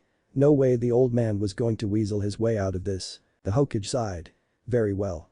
When Madara Uchiha had turned against the leaf, he found a way to control the Kyuubi. Shadaime faced the traitor and his beast and contained both thanks to his Mokuton. But the Bijuu was unstoppable ultimately and Mito Uzumaki sealed the rampaging fox inside her. Hiruzen stopped as he saw Naruto silently mouth Mito Uzumaki, as if tasting the flavor of the name of a member of his clan. A long-deceased member of his ruined clan. When Mito-sama's old age caught up to her, she requested a girl be sent to her to host the beast that her death would free. It was your mother, Kushina Uzumaki. The smile on Naruto's face disappeared and was replaced by a worried scowl. Her status of Jinchuriki was a secret and she had a perfectly normal life if not for a few bullies who quickly learned their place, continued the Kage, a faraway look in his eyes and a small smile tugging at his lips. Your mother was quite a hot-blooded girl. You have her temper and her wits, Naruto. The smile returned to the power of 10, lightening the office like a 1000-watt light bulb. Yes, she was quite spirited. What did she look like, Gigi? Naruto asked excitedly, his mind too absorbed by the fact he had a mother to fuel the anger and the possible distrust he was supposed to feel at the Hokage. Hiruzen allowed himself a relieved smile. Maybe Dragon was right, after all. He needed to trust Naruto. She had red hair, a sign of the Uzumaki clan, and her eyes were a very peculiar mix of blue and purple. She really was a beautiful woman and a deadly kunoichi. She gained a fearsome reputation by fighting against Kumo, who named her Habanero. Somehow, the smile Naruto sported grew larger and wider, splitting his face in half and shutting his eyes. The boy basked in the knowledge had not only a mother, but an awesome mother. A thought erased the smile and the light it brought dimmed. Did she love me? The boy asked shyly, his conclusion from the previous discussion still at the forefront of his mind. And when the Hokage spoke, Naruto knew, at this instant, that his grandfather wasn't lying. "Oh Naruto, she adored you. You weren't even there and you were already her world," whispered Hiruzen. Tears purled at the edge of Naruto's eyes and the boy blinked to chase them, but they kept coming. The blonde cared mildly, his mind was too preoccupied with the feeling that was tearing and rending his heart in two. It hurt as nothing had ever hurt him and yet there was a pleasant warmth to it. His breath turned ragged and his throat refused to allow air to pass. His mother loved him. Cries of anguish, fear, but above all relief, escaped the blonde like water a broken dam. He had so feared she hated him. His mother loved him. Sobs racked his body as he relived the nightmares of a faceless woman leaving him to the wolves. His mother. He had entertained the thought that he had been born from nothing, the spawn of a demon, the just victim of the village's hate. He had not noticed when, but when his last tears were spilled, Naruto found himself in the arms of the Hokage. The old man had engulfed him in a hug like he had done so many times so long ago, when Naruto had been smaller and younger and crying for the exact same reasons. "Why didn't you tell me?" whispered the boy, too exhausted to muster any anger. The robes of his grandfather were warm and comfortable, and Naruto decided he deserved the hug more than the Hokage deserved his anger. The boy felt the old man wince at his question. "I never asked much, Jiji, so why didn't you tell me?" Naruto insisted, disentangling himself from the long sleeves and wiping his nose and watery eyes on his own jumpsuit. Hiruzen sighed. He knew his excuse was flimsy at best, but he had only that. "Your mother made a lot of enemies. The Kyuubi rampage on the day of your birth was not an accident, Naruto, it was an attack." The Hokage rubbed his eyes before raising his hand, silencing Naruto's question. "We don't know who or what, but the reality is that Konoha was in shambles, our forces had taken the biggest hit since the war, and I did not trust my own ANBU to keep anything secret." Naruto's eyes widened, and the flames of his anger were rekindled. "So outing me as the Jinchuriki was fine, but telling me about my mother was not," exclaimed the blonde in disbelief and mounting fury.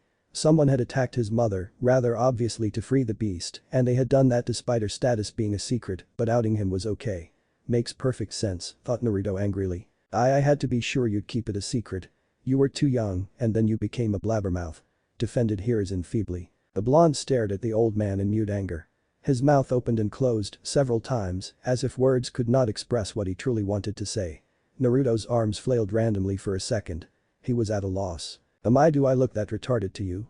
Naruto asked eventually, his head the picture perfect of incredulity. "Then no. Of course then why didn't you tell me?" roared the blonde. "Your mother had enemies, keep it a secret cause it's dangerous, got it?" Naruto parroted in an admittedly good imitation of the Hokage, if it weren't for the barely contained anger in his tone. Was that too complicated, Tebeo? Hiruzen could only hang his head in shame. Naruto was definitely angry at him and he was rightfully so. The Hokage could order the blonde, now one of his ninja, to shut up, he could say he did not have to justify his decisions, he could throw a tantrum unbefitting of his age. But all that would finish to alienate the boy and for reasons both personal and political, he could absolutely not afford that. Dragon was right.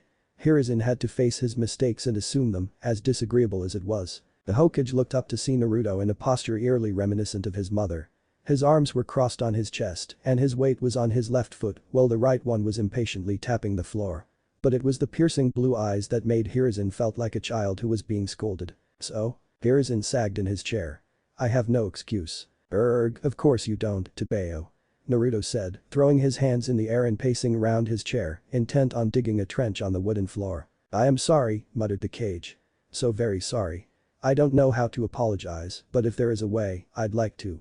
Naruto stopped pacing, stared hard at the defeated old man sitting in a heap in his chair, threw his arms in the air again, and exclaimed of course you are," before resuming his pacing. The blonde kept at it for 5 full minutes, arms flailing wildly and randomly and muttering what was probably curse words under his breath. Hiruzen could swear smoke was coming out of the boy's ears. 1 or 2 times, the boy allowed himself to furiously kick the bookshelf, hard enough to make it tremble. When angry, magmatic chakra started to roll off the boy in waves in a dark, stormy aura, Hiruzen started to sweat, wondering if was going to have to put the boy under. Abruptly, Naruto stopped and faced the older man. "How do I even know what you said is the truth?" The blonde asked with disdain in his voice. You lied to me for 12 years, what's stopping you now? Hiruzen thought his last hour had come when his heart stopped at the accusation. It was Dragon who came to his rescue. I can attest on my honor, Uzumaki-san, that Hiruzen told you the truth, offered the ANBU. Naruto whirled around. On your honor as a trained spy, thief, and assassin? The boy asked, one eyebrow raised. Fair point, but you're a shinobi now and I believe you've heard of honor among thieves. The boy glared at the impassive mask of the ANBU for a minute, doing his best to make the man sweat. I'm quite sure we'll find a picture, Dragon added eventually. Naruto thought. Lying now would be probably too much trouble for the two old men. And if they were lying, it was an incredibly complex lie that would soon crumble under its own weight. TCH, fine. Spat the whiskered blonde before he resumed his digging work. Again, the stormy aura spilled forth and for 5 more minutes, Naruto paced and paced, muttering under his breath. Suddenly, the boy stopped, whirled around and pointed an accusing finger at the Hokage, the maelstrom-like intent all but a fleeting memory. I'm angry Jiji. You're the Hokage and I can't have a beef with the Hokage, but I want you to know I'm mad at my grandpa. The blonde exclaimed, waving his finger like he was conducting some invisible orchestra. Naruto then sighed and plopped back down on his chair and scowled at his commander-in-chief and surrogate grandfather. You owe me. So much. Raymond. Hiruzen had to stifle a laugh and thanked fire the boy took his ability to hold a grudge from his mother. Intense, scathing, damage-inducing, but short. And always ready to forgive, given enough time and Raymond. The world did not deserve the Uzumaki. Now all that was required of him was to find a small fortune paying for noodles. And a jutsu, added Naruto, tearing the Hokage from his thoughts.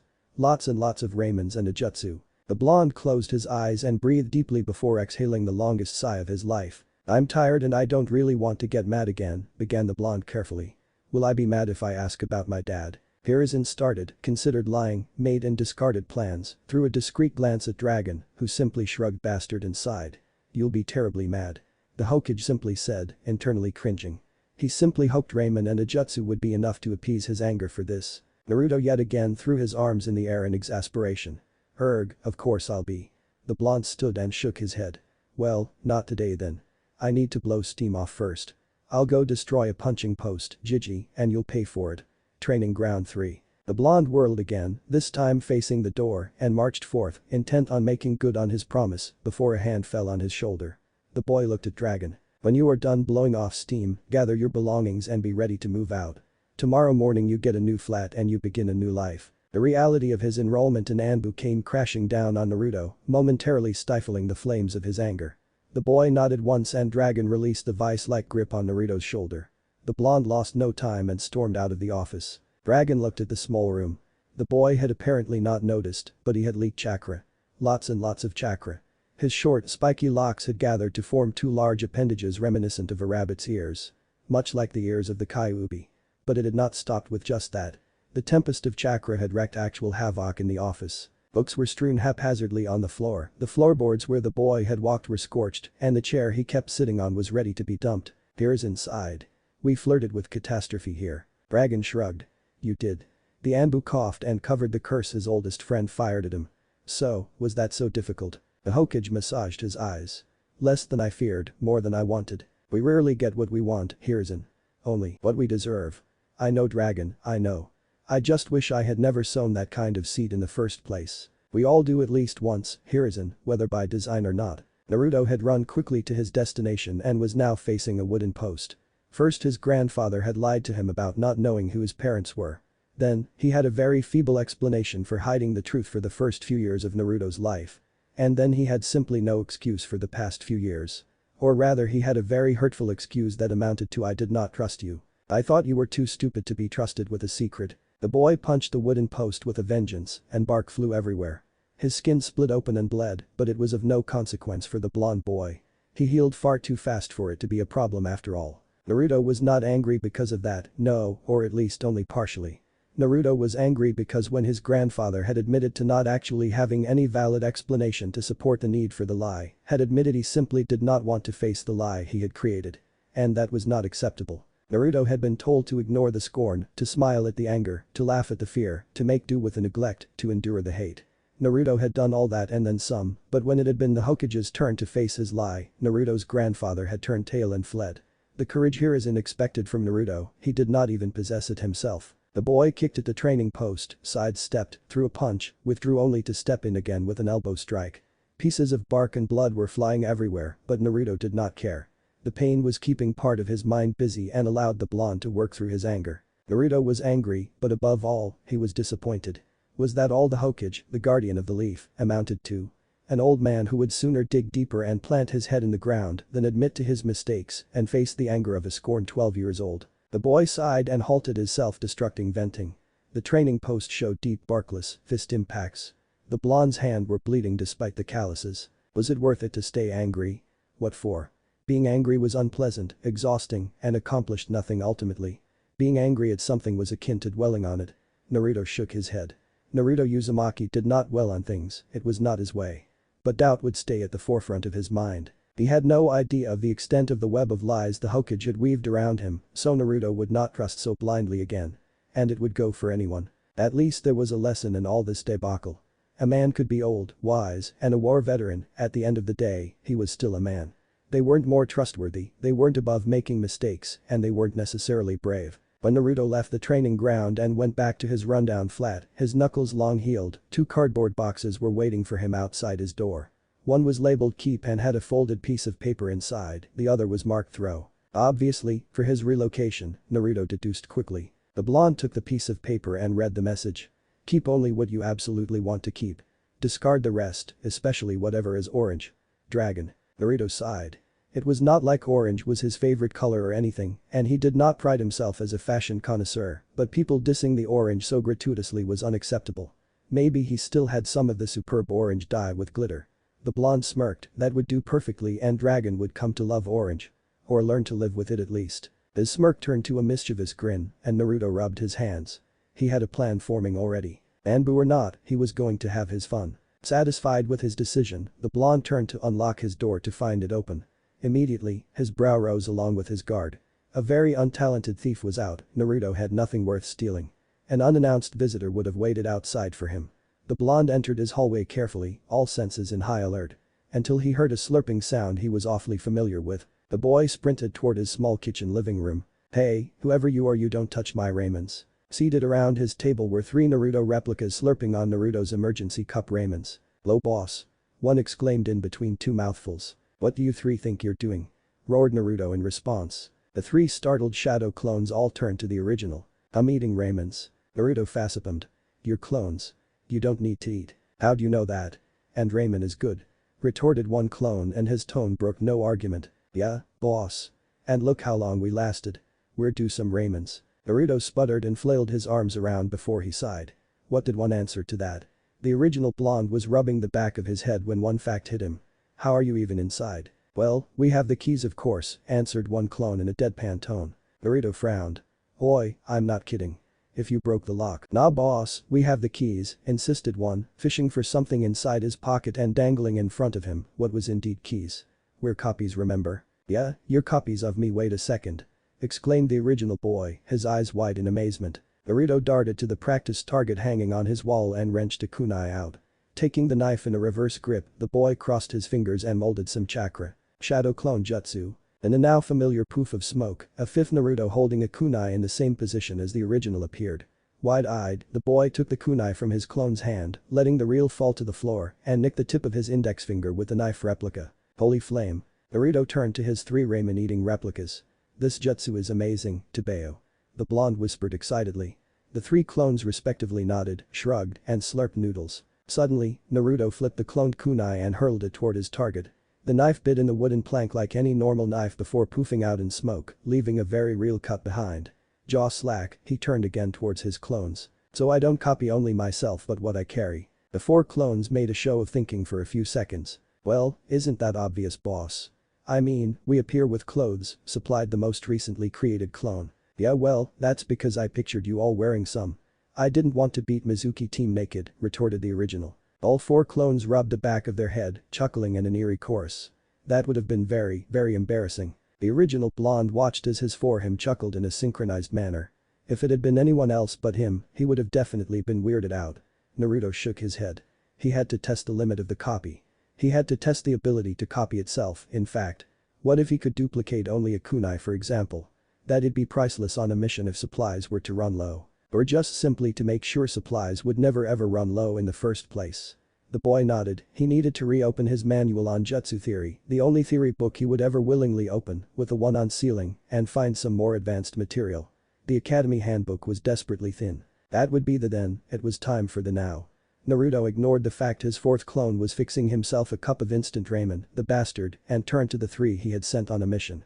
The Hokage had revealed some stuff, but the boy was ready to bet there was more. So, what did you find? About Mom. The clones looked at each other and eventually one rose from his chair. You sent me to the archives, said the clone before falling silent. Naruto waited, but the clone was not speaking. And nothing, boss. Nothing in what's accessible to a genin anyway. And before you ask, there are no other Uzumaki files in the public archives. The blonde muffled a curse and sighed. The old man had told him his mother had many enemies and had been a Jinchuriki before him, but what could necessitate burying her identification file? People in Konoha, civilians and ninjas alike, were registered and had a file recording various information deemed important. Their birth or the date of their move-in, their graduation from the academy if it happened, their wedding and their death were among the things that were noted. One could access the files, provided they had a valid reason. Looking for a family member was an acceptable request. But some files were considered too important to be publicly accessible and required signed permission from the Hokage Tower after a case study. The blonde facepalmed. He hadn't thought his mother was that much of a secret. Sliding his hand down his face, Naruto rested, cupped his chin and thought. The boy jerked his head up suddenly. You didn't think about looking for our own file, did you? With a bit of luck, if Naruto had reached this conclusion, his clone had done the same. To his dismay, the clone shook his head. He hadn't. I did, but there is nothing either. He had. Naruto sighed as his dismay increased just as the reason for it changed.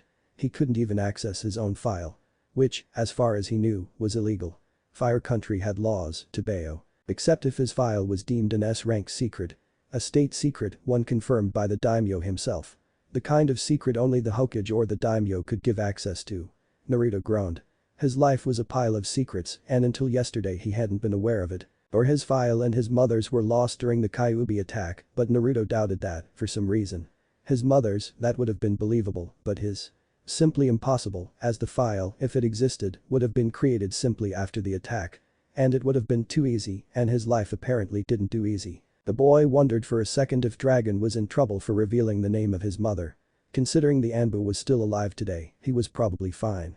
Naruto was grateful for the tidbit of knowledge and did not want the guy, whoever was under the mask, to be punished for it. Maybe Naruto would not dye Dragon's stuff in glittering orange, after all. The boy focused on his two other clones. And the library. One of the clones shrugged. Not much on the Uzumaki clan. For all intent and purpose, it doesn't exist anymore. They ruled over a place called Yuzushiogakure, a small village, no idea where it is. They were known for their red hair and their fuinjutsu. The crest on Konoha's flak jackets is theirs. Red hair, muttered Naruto. It matches with what the old man told me. The boy rubbed his eyelids when another thought hit him. Why don't we have red hair? The boy asked his clones. Had the old man lied to him, again? 'Cause our dad was blonde and we got it from him. The boy mulled over his clone's answer. Possible. Erg, so much secrecy, I don't even know if they are worth uncovering, sighed the blonde, mildly annoyed. Was it worth it? Good question after all. His parents were dead if the old cage were to be believed. His mother almost certainly was, at least. So what good did knowing about them do? The boy had no idea if he had any kind of legacy to uphold. Probably, given the number of secrets, it was buried under, but was it a legacy he would want to uphold anyway? Being Kumo's Bujiman did sound cool, but Naruto wasn't sure it was supposed to be a goal in life. As I side thought, Naruto wondered for a second if his mom had left him some money behind, but dismissed it. If the Hokage had taken 12 years to begrudgingly given him her name, it would take another 12 years before Naruto would see the money, if there was any. So what good did knowing do? Not much. And there were many things the boy wasn't sure he wanted to know. Not knowing was hurtful, but knowing for sure would not necessarily help. Not if the truth was horrible. After all, Naruto still had no idea if his parents had sacrificed him willingly or not to be a Jinchuriki. His grandfather's outcry at the idea that the fourth had killed them kind of disproved the theory, but the other was possible. His mother supposedly loved him. Was he the Jinchuriki only because he was the son of one? Maybe the clan heirs were not a viable alternative. What did holding a Biju even mean and entail anyway? Naruto sighed. Was there a choice to begin with? And why, by the flame, had his status been revealed? If the Kyuubi rampage was a premeditated attack, why was the Hokage thinking about when he revealed Naruto was a Jinchuriki? That was just asking for someone else to attack again, in a time of grief and uncertainty at that. Naruto's eyes widened, was he a bait? Did he even contain the beast? Or he did and his parents simply had been people whose faith in the village had been complete. Complete and blind. Much like the fourths and his grandfathers had been before the villagers revealed they were assholes, treating one innocent little child who bore a demon inside him like the plague. Even if said child had no say in the matter. Naruto grabbed the original kunai he had let fall on his floor and hurled it at his target practice. The knife split the wood and buried itself in the wall behind. The blonde was breathing raggedly. He did not want to be angry, but it did not mean he was not. To think he had longed for their acknowledgement. To think he still longed for it in some way or another. The blonde sat back down on his sofa and exhaled before he breathed in deeply, holding the air inside his lungs, puffing his cheeks. Losing himself in conjectures was useless and didn't help. Especially considering the current state of his temper. But what if, arg? Curiosity is definitely the worst of humanity's flaw. Screamed the blonde suddenly, startling the youngest clone. The three oldest only nodded, apparently not surprised, features set in a picture of seriousness. Yup, we came to the same conclusion, offered one. Yeah, finish your ramen and dispel, Naruto answered, waving his hand at them. And me? Asked the youngest, in between noodles. Especially you. The four clones nodded in unison, and they hurriedly finished their ramens before dispelling. Naruto felt his left eye twitch and a weird pain throbbed behind his skull for a second. The blonde took a moment to consider the sudden headache. He had noticed the same thing happening after dispelling the little army of clones he had created to tenderize Mizuki. The pain had been head-splitting then and lasted for maybe a minute or two, he wasn't sure. He had ignored it because he was more worried about Aruka's wounds. Just now, the pain had been mild and it had already disappeared. Dispelling shadow clones somehow caused a headache, with intensity and duration related to the number of clones. Naruto nodded and took a mental note of it. He had to test it. Or ask about it even. With a bit of chance, he wasn't the only one who knew the jutsu. Or he was because it was kind of supposed to be a forbidden technique. Naruto frowned. He had to ask his grandfather. He was loath to ask anything from the old man right now, but if someone knew about the shadow clone, it was the professor. He'd still ask his future ANBU colleagues first. Naruto shook his head and rose from his couch. Asking himself questions he did not have the answers to in an exercise of pointlessness could wait. Right now, he had 2 boxes to fill. The sorting was quick, Naruto's possessions could be summarized to a pair of green goggles, a toad-shaped purse, his personal notebook about Fuinjutsu, and a collection of orange jumpsuits, plus various other shirt and shorts he rarely wore nowadays. Most of the clothes were too small for him anyway. With a heart-wrenching sigh, the blonde dumped his jumpsuits in the biggest box of the 2. The one labeled throw. The boy cried fake tears for a minute in remembrance of his trusty, comfortable, warm during winter, cool during summer, all-around awesome orange garments. He then proceeded to try and see which shirts and pants were still fitting. ANBU or not, he'd probably need some clothes for civilian life. After maybe 10 minutes, Naruto was done with playing fashionista and was wearing a fresh green, short-sleeved shirt and a pair of cream-colored pants. The blonde observed himself in his bathroom mirror for a few seconds. Maybe the orange jumpsuit did do him a disservice, after all. With some civilian clothes neatly folded and away in the keep box with his goggles, his trusty nightcap, and his Fuinjutsu notebook, the boy gathered the rest. His soap, towels, pajamas, his academy manuals, with which he'd had no idea what to do, and everything he had accumulated over the years, and it did not account to much, found its way in the throw box. Honestly, if ANBU was providing him with what he needed, there was no reason to keep bargain price stuff.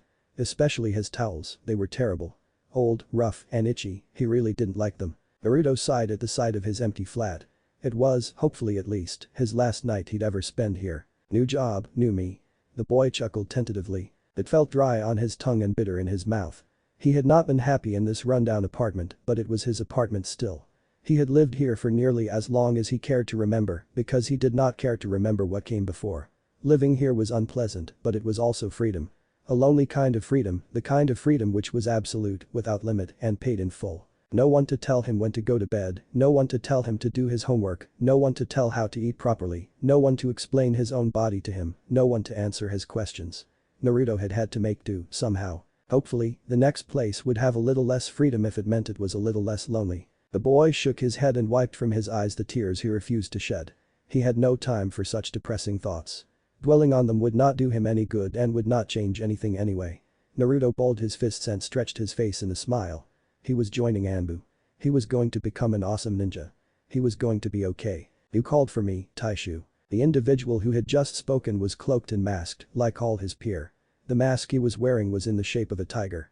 The eye holes were underlined in red, it had two claw-like whiskers on each side, a crescent around the left eye and a flame under the right one, all in the same red color. Various other markings, of different colors, were also visible. Whoever was hiding behind the mask was a member of the third company, the Benteichu of an ANBU squad, an ninjutsu and close combat specialist, and a veteran of many campaigns. "I did, Tiger," answered Dragon from behind his desk. "Sit." The shadow added, designating a chair. Wordlessly, the operative obeyed and settled in front of his commander. "Your squad has been lacking a member for a while now, Tiger." The soldier nodded. There was no need for an answer, apart from what politeness dictated, so the ninja went for a terse indeed. "I do believe I have a potential recruit for you." The silent operative stood still for a second before he nodded again and inched forward slightly. Normally, recruits were introduced to their potential squad leader by the company's Inteichu. For the commander of all ANBU to introduce the recruit directly was highly unusual. Not unheard of though. "His name is Naruto Uzumaki," said Dragon. "You might have heard of him." The commander added with mirth in his voice. Tiger nodded. Everyone and their mother knew Naruto Uzumaki. The ANBUs were never tasked with catching the brat, it did not mean they did not know or hear of his exploits. Some of his traps were actually frequently discussed by the members of the Recluse, as they apparently were downward vicious. Tiger had never interacted with the boy obviously, and he personally had no opinion on him. "You know what he is, of course." The operative nodded once again. Everyone and their aunts, but not their children, knew Naruto Uzumaki was the Jinchuriki. Which was strange, as Jinchuriki were supposed to be trump cards and final weapons in wartime. Tiger shrugged internally, it had been revealed long ago, and it was not his place to question the decision of the higher-ups. Tiger and his squad had had their fair share of the keeping individual Uzumaki safe kind of missions. "If I may, Commander?" asked the operative in a distorted monotone. "Go ahead." "What prompted his scouting?" "The facts he has quite the potential. He was the one responsible for the break-in and the momentaneous disappearance of the Forbidden Scroll." Tiger rose his brow discreetly, not that anyone would notice given his mask, and kept himself from whistling. The boy was behind the breaking. It was impressive. Impressive but not enough. The kid was barely genin. Not to mention he had kind of stolen the Forbidden Scroll. "He is no traitor, I can assure you." Dragon said as if reading the mind of his soldier. In fact, he even helped uncover and apprehend one. Alright, for a not even genin that was definitely interesting. And he learned the shadow clone jutsu in less than an hour. "I'm sorry?" asked Tiger slowly, his tone measured, but with an undercut of skepticism. It seemed his hearing was failing him. "You heard me well, Tiger. He learned the shadow clones in an hour. He used self-developed Fuinjutsu-based Jinjutsu to conceal himself during his break-in, got in the most insane way possible, without using a shred of his chakra, and helped us catch a traitor. That alone is worthy of interest. But I've had the boy monitored for a while now, and I can vouch for his potential." Dragon explained. The commander joined his fingers in front of him and rested his elbows on his desk. "You do not lead 20 chunin on a 3 hours chase and virtually kill 17 of them by luck alone, Tiger. Virtual kill. That is how we count the victims of those who fall in his traps during his pranks.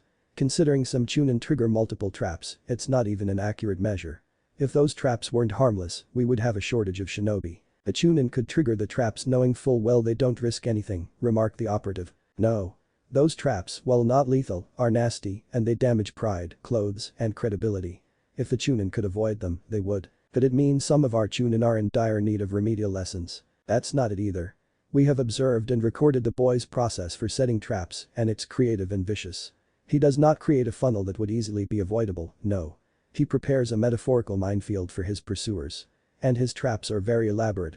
My observer reported the boy setting up traps within traps within traps. He sometimes willingly triggers the first layer, lulling his opponent into thinking that's all there is, and they fall for the second layer. And once they are out, the third layer activates." Tiger stayed silent for a second at the report. "He does sound promising," allowed the operative. "But it takes more to be ANBU. He is a hard worker, willing to learn, and extremely dedicated when interested. He just needs a guiding hand and someone to enforce discipline and control. And you would have that someone be me. You and your team, yes. For more reasons than one." Dragon said, his tone surprisingly gentle despite the distortion effect. "A team isn't complete without its fourth member. I'm at your command, Dragon Taishu, but my teammates will probably voice a complaint. It will be duly noted and ignored. Naruto Uzumaki will be treated like any recruit and if the boy does not make the cut, he will be outed." "Very well, Taishu. When do we meet him?" "I will bring him to you tomorrow at the beginning of the first rotation." "Hi. By your leave." Dismissed. The operator rose without a sound and exited the small office, leaving his commanding officer to his thoughts. Naruto was walking around aimlessly in Konoha. Above him, the sky was bright blue with nary a cloud to shield the people from a brightly shining sun. The streets were full of people doing people stuff, what that was exactly, Naruto had no idea. What did the people out in the streets do? Didn't they have a job to be at? Jonin on patrol and older teams of genin doing chores, the blonde understood, but the civilians. Graduation took place in April, a week or so after the beginning of spring, just so newly minted genin team could learn the meaning of hard work under the rising temperatures of Fire Country's warm spring and suffocating summer by doing D-ranked missions. The boy knew that because Aruka had told him once, in front of a bowl of ramen, that it was the hazing process reserved to genin. Also, it was explained during one of the academy class, the one on missions, or so Naruto remembered. Apparently, D-ranked missions did serve a multitude of purposes, but the blue-eyed boy had stopped listening after Aruka had said painting fences. The blonde had to admit he was kinda glad he was joining the ANBU. It meant no D-ranked missions in hot and humid weather, at least Naruto hoped it did. The boy did not know what to do. It was 3 in the afternoon, maybe 4, and Naruto had no idea how he was supposed to keep himself busy. He had to admit that excitement was slowly rising within him, and alongside it, so was anxiety. Was he going to make the cut? TCH, of course he was, to Bayo. Whatever test they would throw at him, he would pass, with flying color to boot. Just like you flunked the academy exam 3 times, whispered all too sweetly a traitorous part of his mind. Naruto shook his head. No way he was going to flunk anything. He was Naruto Uzumaki and he was awesome. The words of dragon rung in his head. A ninja needs humility. The boy's head sunk before it shot up just as quick, and he grinned. Naruto Uzumaki was relatively awesome then. And there was no way the ANBU test would be as stupid as the academy one anyway. It will be many times harder, asserted the annoying little voice in his head. Naruto sighed before he pumped his fist. Who was to say there was a test in the first place? They were interested in him because he had talent and hard work, surely whatever he would be put through would take that into account. It would simply make no sense otherwise. Reassured and with a spring in his gait, Naruto resumed his walk. Which was still very much aimless. It was at this moment his stomach growled. Very loudly. Naruto looked down and grinned sheepishly, his right hand rubbing the back of his scalp. He had had one measly cup of instant ramen before meeting with the Hokage dragon, and said meeting had been exhausting.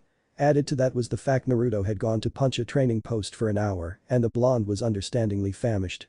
It was time to pay a visit to his favorite place in Konoha. Iraika Michiraku. The blonde sped through the labyrinth formed by Konoha's streets and ended up 20 minutes later in front of a little unassuming noodle bar. Ichiraku's ramen was inscribed in large red kanji on the flaps that half covered the entrance. There was a big paper lantern outside, greeting the nightly visitors with its warm light, lettered with the kanjis for one in comfort. Ichiraku. Naruto lifted one flap and greeted his 2 favorite persons in the world. Hey Tuchi-Oji, hey Amni. The man in his 50s with a fleeting smile, his eyes almost closed and exuding bonhomie, turned to greet the enthusiastic blonde. Hello Naruto. It's been a time. The time, meaning Naruto hadn't visited for something like a week. The boy rubbed his scalp.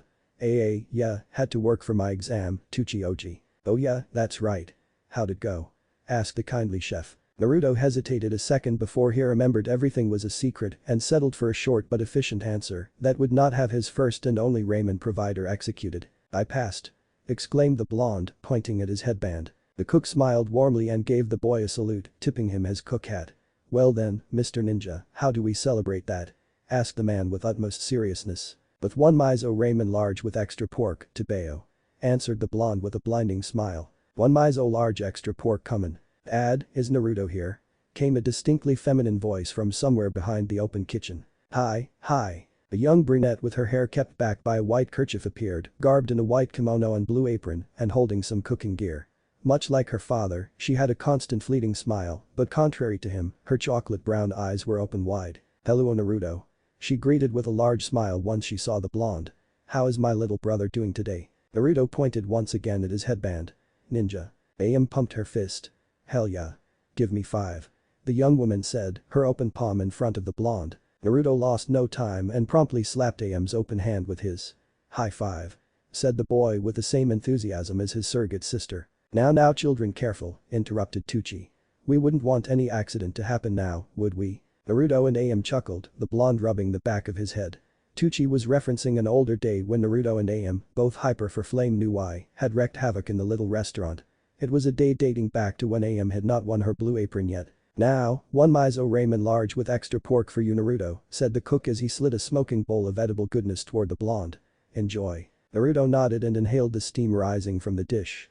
The first time he had ever tasted ramen, he was a lost little boy trying to find his way in Konoha under heavy rain. He had fled from the orphanage this day, he did not remember why, and the light and the warmth spilling generously from the little bar had exerted over his young self the same fascination a flame did over a moth. The kindly old man had offered him a bowl of miso ramen after the kind older sister had helped him shower and change. He had not gone back to the orphanage, instead, the Hokage had given him his flat. Since then, Naruto was a regular of Ichiraku's. Shaking his head to dispel the age-old memories everything had happened so long ago, Naruto broke his chopsticks and adjusted them in his right hand. "Itadakimasu?" The blonde exclaimed loudly before vacuuming the content of the bowl. "So Naruto, you have to tell me how it went," said AM excitedly over whatever it was she was doing in her kitchen. "Magic, probably." Naruto slurped on the noodles and chewed on them carefully. As good as they were slippery and could easily end up in the wrong canal. His mouthful gulped down, the blonde looked up at his sister and speared. "Well, nothing much. We got a boring written test," began Naruto. "It all began as I jumped from the communication tower to the Hokage tower. Then some shuriken throwing, pretty easy." The blonde continued. "Then I made my way to the vault, escaping the vigilance of the patrolling chunin. Then what was it again? Oh yeah, stupid Genjutsu escape test," said the boy, scratching his chin. "I picked a damn hard lock to pick in 4 minutes under the cover as self-made Fuinjutsu. To think Fuinjutsu didn't even give me extra credits, tch. Then we all had to demonstrate our taijutsu." Naruto kept on going. "I then escaped with a very important scroll and fled to a little clearing where I learned one jutsu from the scroll. And to finish, the Academy 3, except this time I did not flunk the clone," finished Naruto brightly. "To finish, I beat a traitor with my new jutsu and gave the scroll back. I probably saved Aruka Sensei, and I learned I'm a Jinchuriki. The unofficial version definitely sounds more awesome. Though nothing would have happened if I had used my brain in the first place. That's so cool." AM exclaimed, interrupting the boy's train of thoughts. Naruto smiled. "Thinking about dropping ramen and going ninja, Ni-san?" The older girl laughed before she pumped her fist, stars shining in her eyes. "No silly, there is nothing that'd distract me from the holiness that is ramen." "Amen," provided Naruto, chuckling. "Tch, insolent," threatened the girl, giving Naruto a mock glare before her smile returned. "Anyway no, I'm not going ninja, but that won't stop me from finding ninja cool. And that's a mighty good thing. Who else would pick up the torch when I retire?" Tucci joked from the side. It was 1 hour and 5 more bowls later that Naruto exited the little restaurant, his stomach full to the brim, a wide smile on his lips, happy to have talked with the man he considered an uncle and the girl he saw as a cousin. Even if he had to lie to their face. The blonde smile faltered. Naruto's eyes hardened. Well, he was a ninja now. He had accepted the Hittite and fastened it around his head. He had claimed for so long he'd be a shinobi, and now that he was one, he had to act the part. And the businesses of a shinobi lay essentially with cheating and killing. He just really had not expected he'd lie so quickly to people he considered family at that. His life was complicated and he had chosen a complicated path. Or the path had been chosen for him, Naruto wasn't sure, and honestly, it did not change much in the grand scheme of things. Now if only he could find himself a bright, preferably neon-colored orange board with a clear goal marked on it, that would be ideal. The previous one, with Hokage painted all over, had gone out just last night, and now Naruto threaded a path without much light to guide him. The boy sighed and rolled his eyes. Now he was philosophizing in the middle of the street with heavy use of metaphors. If he did not know Tucci had absolutely forbidden her to do so, the blonde would swear AM had slipped some sake in his ramen. Again. Or maybe the noodles made him sentimental. How do I kill time again?" muttered the blonde. He had no time to set up a prank, and he did not want to stuff his brain with more Fuinjutsu, nor risk some accident while experimenting with jutsu theory. It had been a long time since the blonde had, well, time and time unoccupied made him dwell on questions that frankly weirded him out. Who are you? What do you want to do? Why do you want to do it? What in the flame were those questions, to Bayo? And just as he was going to enter ANBU at that, Naruto groaned. He really had to find something to do to distract his mind. A smile found its way back on his face as he spotted a small silhouette he knew well. 3 shadows were sitting around a small table, one was on the edge of a chair and the 2 others were resting on a couch. A small bowl of cashew nuts was at the center of the table. "You called for us, Sarge?" one of the shadows sitting on the sofa asked. Her voice was distinctly female, young but not juvenile, not girly, but without the rounder notes of maturity. A teenager. "I did. The boss found us a recruit to break," answered the one on the chair. The voice was manly, deep but frozen in a monotone. "Again?" The first shadow whined. "They keep sending them and they don't fit. We work well enough with 3. "It might be the case, but a team is comprised of 4 ninjas," chided the first shadow gently, her voice warm and womanly. "DFF, I know that. The first shadow answered again. Doesn't change the facts. He will be submitted to the same process as any recruit. If he doesn't fit, he takes the boot. The man interrupted with a note of impatience. Do not get your bra in a twist. He added with his voice back to his monotone. There were a chuckle and a laugh. It's supposed to be panties, corrected the woman in a tone that told she hoped to be helpful. Yeah, Sarge, it's panties, panties. Laughed the teenage girl. I don't wear a bra anyway. She declared with mirth. I see. I will try to remember it. The man spoke in the same toneless voice, completely ignoring the girl's claim, which made her pout. Anyway, the boss was clear, this is non-negotiable, so prepare to give a newbie some hell. The two women shuddered. Their squad leader had most of the time a level of control on his body language and voice that bordered on psychotic, allowing only what he wanted to allow, and only when torture and training were mentioned did it slip outside of his grip. Also gardening, but that was neither here nor there. Alright, Bintachu. When do we receive him? The older woman asked. Tomorrow at first rotation. So soon the younger girl choked on cashew nuts. Do we know who he is? The man took a deep breath. That was where he knew the gears would truly grind to a halt. He mentally prepared himself and covered his eardrums in a layer of protective chakra. Naruto Uzumaki. The apparent silence took the man by surprise, and he ceased to modulate his chakra just in time to hear the teenager's cry of protest. What? The squid is barely a ninja. The man winced slightly at the volume of the shout but said nothing, knowing his young teammate would express herself for a minute before he could speak. So the squad leader waited for the young girl to end her string of expletives. The fuck punctuated the teenager eventually, her breath coming short. I should wash your mouth with soap, young lady, commented the woman. TFF, whatever cat, you're not my mom. The man rasped his knuckled on the table. Attention please. He asked in his unchanging monotone. Hi. This squad is under my command, and as long as it's under my command, we will obey orders. The boss gave us the responsibility to haze the boy, we will haze the boy. And if we gain a teammate, all the best. DCH, as if. Don't dismiss the child before even seeing him, chided the woman. That isn't fair to him. Everybody has a fair chance to join, but he is just out of school, cat. He was in the same class as my idiot brother, and he was second to last if not dead last. A severe bias toward Uzumaki has been identified in his teachers, explained the man evenly before his voice took a more forceful edge. And anyway, boss scouted him himself, so end of the argument. DFF, fine. He won't make it anyway. We shall see. The spiky black hair gathered in a wild ponytail jutting out of the weird gray cap, the ever-growing blue scarf, and the yellow t-shirt with a leaf emblem on it belonged without a doubt to Konohamaru Sarutobi, and penultimate youngest heir to the Sarutobi clan, son of Taiga Sarutobi, grandson of Hiruzen Sarutobi, honored son of the leaf. As someone close, or at least in theory, to the third Hokage, Naruto was familiar with the Sarutobi. They were nice people if a bit distant, but much less than the rest of Konoha. They weren't all as spontaneous as the Ichiraku, but they regularly had a kind word for him. They were probably the reason Naruto even tried. The blonde had played more than once with Konohamaru, much like Ichiro, Konohamaru's older cousin had played with Naruto. The blonde knew the honored son of the leaf well. Naruto chuckled silently as he neared the little 8 years old. The boy absolutely detested when people called him honored son of the leaf. The blonde skulked and closed in on his target. The young Sarutobi was being sneaky, meaning he was up to something. Naruto let his right hand fall on the younger boy's shoulder. Hey Ko. The answer was immediate and did not disappoint. The boy jumped, whirled, and screamed at the top of his lungs. Naruto laughed. Boss, don't do that. The young Sarutobi eventually exclaimed furiously, his dark blue eyes glaring at the taller blonde. Sorry, but that was too tempting.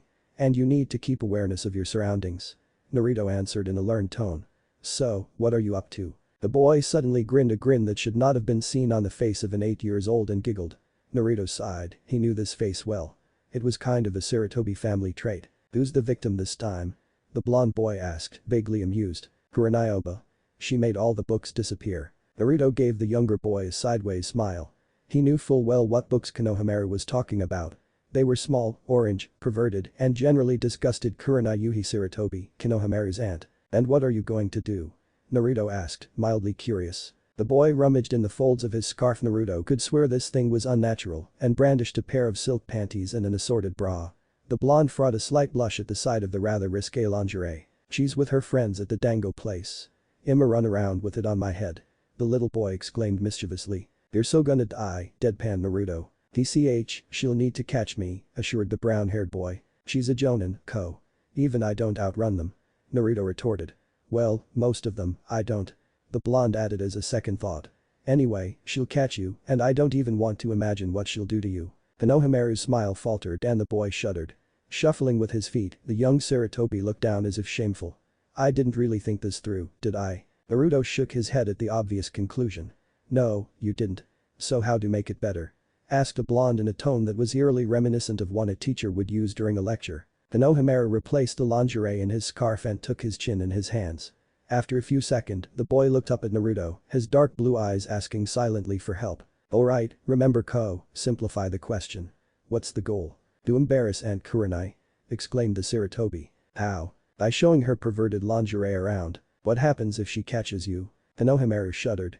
She'll place me in one of her genjutsu. Can you escape by running? No. Then what's the question? Konohamaru pondered a few moments before answering. How do I keep her from moving? The boy hesitantly said. Naruto nodded with a bright smile. Good, maybe I'll manage to do something with you. Now, what do you propose? A trap? Naruto nodded again, thoughtfully this time. A possibility, but again, she is a jonin. You'd need a damn strong trap to surprise her and keep her immobilized. Then I don't know. Konohamaru slumped in defeat. The taller blonde boy grinned. Normally you'd be a bit young, but there is another tactic. The brown-haired child looked up hopefully. Another tactic, boss. A mischievous glint shone into azure blue eyes, an unsaid promise of fun and embarrassment. Have you ever heard the term shock and awe? The younger boy shook his head frantically, his mind already sold on the idea, whatever it was. Shock and awe sounded absolutely awesome. Remember my special henge? The Sarutobi nodded with stars in his eyes. Naruto had a special henge thanks to which he had stolen their grandfather's hat numerous times. Let's alter it a little, shall we? 1 hour later and the two boys were observing a certain dango shop from the low roof of a building across the street. Roof they had access thanks to Konohamaru's scarf unnatural, really, and were now camping on. When are they meeting again? Asked Naruto to his companion. Or was the boy his underling? Konohamaru did call him boss after all. They should be here anytime. No, hey. There they are.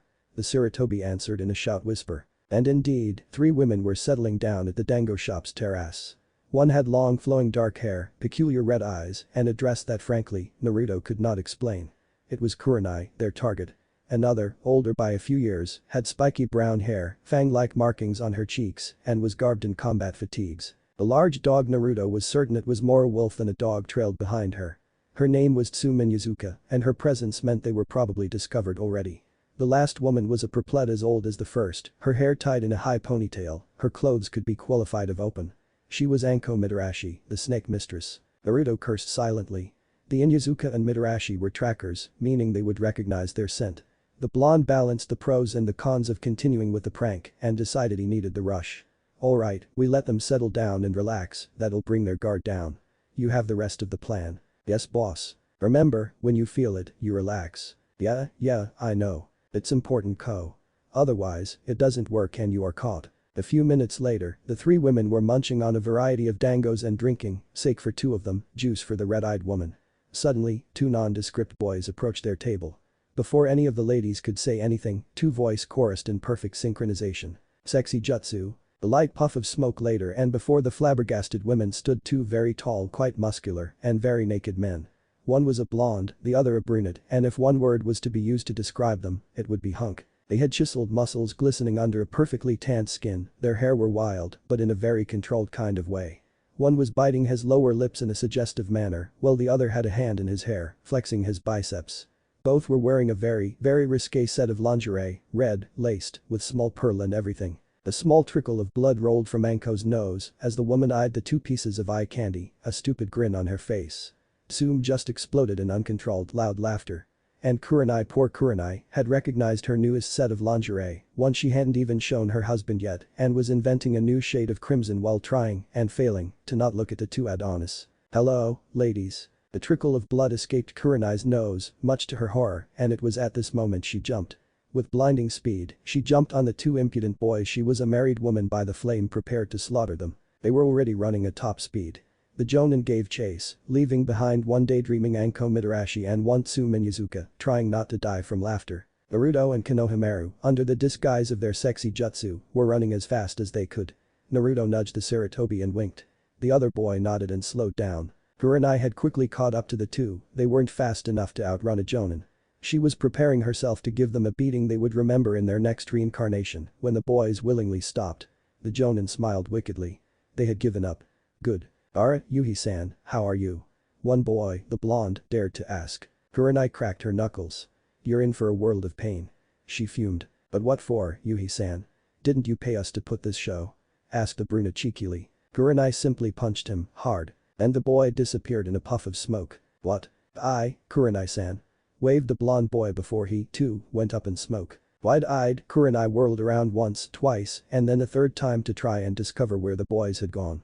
She was facing their last position, right in front of her, when she noticed a piece of paper floating in the wind. The woman snatched the note and opened it. Gotcha. Kurenai felt the red of anger color her cheeks. She had no proof, of course, but somehow this looked, smelled, and breathed like her nephew and his surrogate brother. "Konohamaru Sarutobi." The jonin roared. On the other side of Konoha, two boys, one blonde and the other a brunette, were panting heavily. Before they both started laughing hard, falling on their bottom. "Ah! Did you see her face? Ah, yeah. And when you said when you said hello ladies, ah." It took 10 minutes before the fit of laughter the two boys were subjected to calmed. Panting, Naruto and Konohamaru looked at each other, wide smiles splitting their face. "That was an awesome prank, boss, thanks for the help." Naruto smiled. "You're welcome, Ko. Hey boss, by the way, how did you do those buncheons? They were extra cool. And I didn't even know you could swap with a person." Naruto weighed the pros and cons of telling his younger brother that the substitution was actually a gamble brought forth by Jutsu theory. He knew it was theoretically possible. He had never practiced it. He had bet on the fact that a shadow clone being pure chakra, it would compensate for the complicated mass exchange. He had been proven right. He would need to look into it, of course. "I'm awesome like that," Naruto eventually chose to say. Ko was his little brother, the blonde had to maintain a certain level of awe after all. "You sure are, boss," said Konohamaru with stars in his eyes. Right, answered the blonde, eyeing the sky. The sun was setting. "Alright Ko, that was fun, but you should run to Mogi and Yuden. You need your alibi." "You got it, boss," the Sarutobi said, rising from his sprawled position. Dusting himself a bit, Konohamaru threw a look at his big brother. "When do you visit?" Naruto pointed at his forehead. "Well, I'm a ninja now so what the hell? How did I not notice that?" exclaimed Konohamaru furiously. "I'm sorry bro." "Well done." Naruto waved him off. "That's okay Ko, you were focused on the prank, which is good. A constant focus is half the success of a prank. Anyway, gonna be a bit busy, but I'll find the time for sure." The younger boy smiled brightly. "That's so cool bro. So cool. I can't wait to enter the academy in autumn." Naruto returned the smile. "Work hard and you'll get your headband in no time. Maybe even quicker than me," thought the blonde. "Hee, I'll do my best boss." "I don't doubt it. Now shoo, go find the rest of your core." "Sure." Konohamaru nodded with enthusiasm. "Saya boss." The young Sarutobi whirled and readied himself to depart when Naruto's call stopped him. "Oh Ko." The brunette boy turned back. "Yeah boss. Thanks for the prank. I kinda needed it," Naruto said gently with a fond smile. Konohamaru blinked twice and shrugged. He had never seen his boss like that. "Sure thing bro, anytime." The Sarutobi hesitated. "Anything else?" Naruto's small smile turned into a grin. "Nah, you're free to go." The younger boy nodded and sprinted off, leaving Naruto to his devices. It took a minute for the blonde to stand up. The prank, the rush of the chase, and the laughter had cleared his mind from all the stupid questions. They would come back obviously, Naruto knew that, but right now he felt lighter. Slowly, the blonde walked back to his flat. It was only 6:30, but the sun was already very low. It was still only the beginning of April after all, and while the days were steadily getting longer, the night was still quickly there. Naruto loved Konoha in the evening. The streets were full of people who would glare at him were he to dare walk among them, but he enjoyed it nonetheless. From the roofs, more often than not. The evening was when people would end their working day and get out to enjoy the pleasant warmth of the breeze. Dressed in their finer garments, people discussed with their neighbors while the kids played happily. Masters of various craft gathered in bars to drink fancy wines, while their apprentices did much the same, but with simpler cheaper beer. The air was filled with spicy fragrances of slowly cooking food that would be ready in 1 hour or so, waiting to be eaten, and for the more carefree citizens, stands sold food to go. The paper lanterns hanging above the streets were set alight and bathed all in a cozy light. Each evening, Konoha was a festival. A festival Naruto had never been welcome to take part in, of course, but even from the roof, it was a sight to behold. It was probably for the Konoha evenings that Naruto had not fled to some unknown part of the world where people would look at him normally. He knew that were he to depart, he would miss the evenings because he was certain no other place in the world could compare. Probably. And Naruto was not petty, at least he liked to think he wasn't. The laughter of the children, the warm greetings of the neighbors, the food waiting and simmering in a big pot. Even if he hadn't really enjoyed all that, and to a certain extent he had, thanks to the Sarutobi and the Ichiraku, it did not mean no one was allowed to enjoy it. Konoha owed him big time, but it did not mean they were forbidden to live and be happy. Naruto would gladly fight if it meant protecting the evenings in Konoha. Or something like that. Munching on a skewer of something, Naruto reached his apartment. When he opened his door, the boxes were magically gone and a note was pinned to his dining table. His heartbeat rose slowly as he took the note, mounting excitement making it go awry. Tomorrow at 4 in the morning. Dragon. Naruto tightened his fist, breathed in deeply, and took a hearty bite of his bruschetta, finishing it. Yosh. Tomorrow was a new day and tomorrow was a new life. Naruto had not slept well. The rush of adrenaline and the satisfaction of a prank well done had dissipated sooner than later, and the happiness of having hung out with Konohamaru had disappeared someplace else. Naruto had no idea where exactly. The blonde had tossed and turned in his bed, sleep eluding him. He had not been that nervous since 3 years ago when he had first attempted the graduation exam of the academy. Maybe it had to do with the fact he had not been wearing his trusty nightcap as it was in the keep box which had been taken. He had been relieved when his alarm clock had rung 3:45. The hyper-blonde boy had jumped out of his bed, heart beating faster than a hummingbird would flap its wings, and had taken a very long shower, using every last dredge of hot water he could. The nervousness had receded but hadn't left him. The blonde boy dressed in the same clothes he had worn the day before.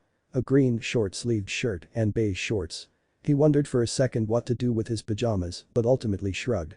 They were only pajamas after all. The last 3 minutes he had to wait nearly drove him crazy, and Naruto exhaled a relieved sigh when someone knocked on his door. The blonde promptly scrambled to his hallway and opened the wooden panel. In the frame stood a single eagle mask ANBU. "Follow me, Uzumaki-san. Close the door and leave the keys on it. All will be taken care of," drawled the cloaked figure, its voice distinctly male despite the distortion effect. Naruto nodded briefly, threw one last glance at a place he honestly did not know what to think about, and exited the apartment before closing the door. Feelings mixed and churned in an unholy mess in his stomach. The blonde was torn between the hope of never seeing this flat ever again and a weird nostalgia. He hadn't had only unpleasant experiences living here. It was terribly lonely most of the time, yes, but it was here Naruto had planned his best pranks, studied perverted magazines with Ichiro Sarutobi, eaten tons of cupped ramen with Konohamaru, and done hundreds of other things. It was here he had toiled like mad on jutsu theory and fuinjutsu, creating some of his best traps and supplementary pranking materials. It was here he had metaphorically demolished his wrist after perfecting his calligraphy for hours on end. "I," whispered the blonde before he turned his back resolutely. "Ready? Hi, ANBU-san. Good, follow." Naruto in tow, the ANBU led the blonde through Konoha. The boy took a deep breath in as he followed the cloaked man. Dawn was not exactly here yet, the eastern dark night sky slowly changing to a lighter blue, the air was crisp, and the streets were silent. The only signs of activity were teams of chunin and older genin patrolling the quiet city, jumping stealthily and silently from roof to roof. The only reason Naruto even knew they were here was the fact they were the only things moving, the speedy jumps and motions catching his attention. The blonde relished in the feeling of peace. He was rarely up and out at this hour, primarily because no one in their right mind would wake up this early in the morning. He was a ninja now though, and he would probably get his fair share of nightly patrol and sleep-deprived night. For a second, a buried part of the blonde's mind considered removing his headband and fleeing back to his rundown apartment. Sleep was a sacred thing after all.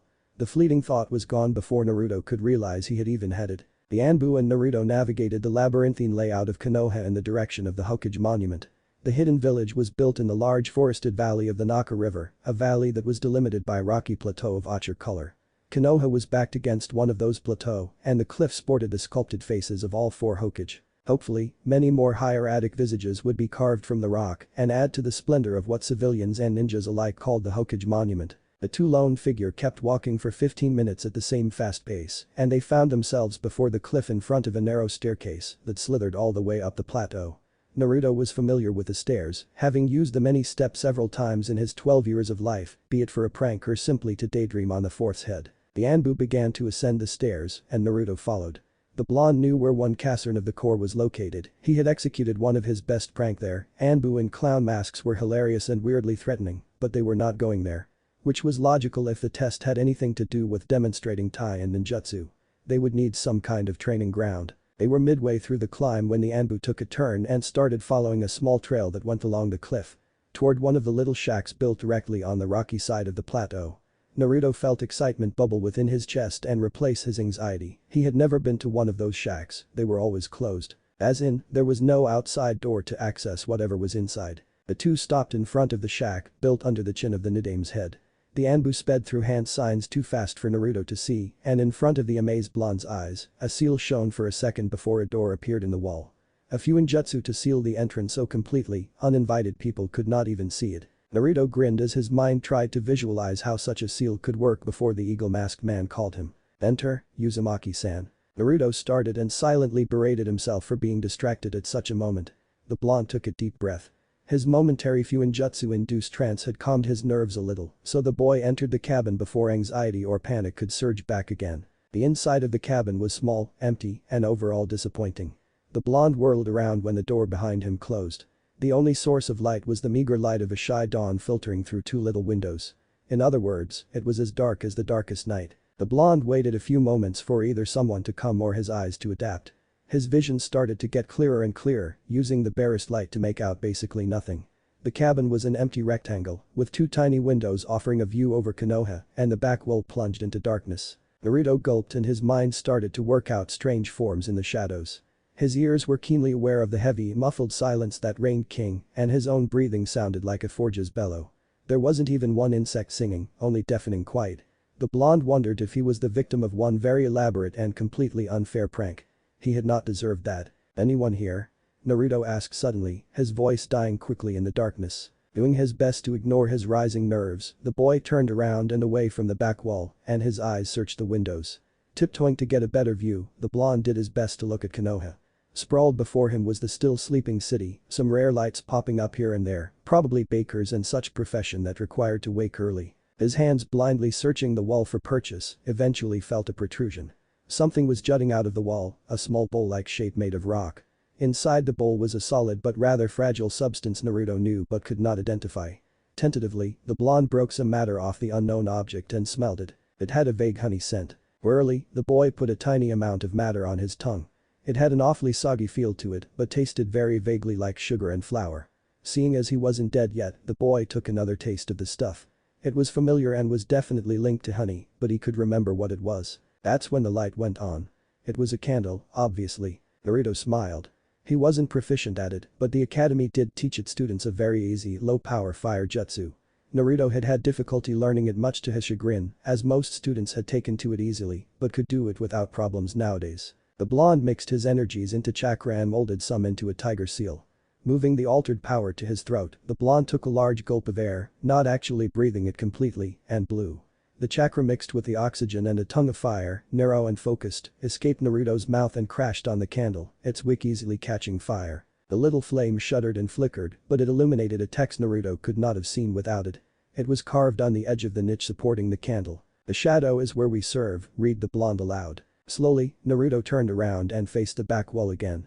It was still plunged into darkness. The blonde gulped. Suddenly, the fact no one in Konoha would ever recognize his service became a very concrete tangible reality. Naruto turned again and watched the village again.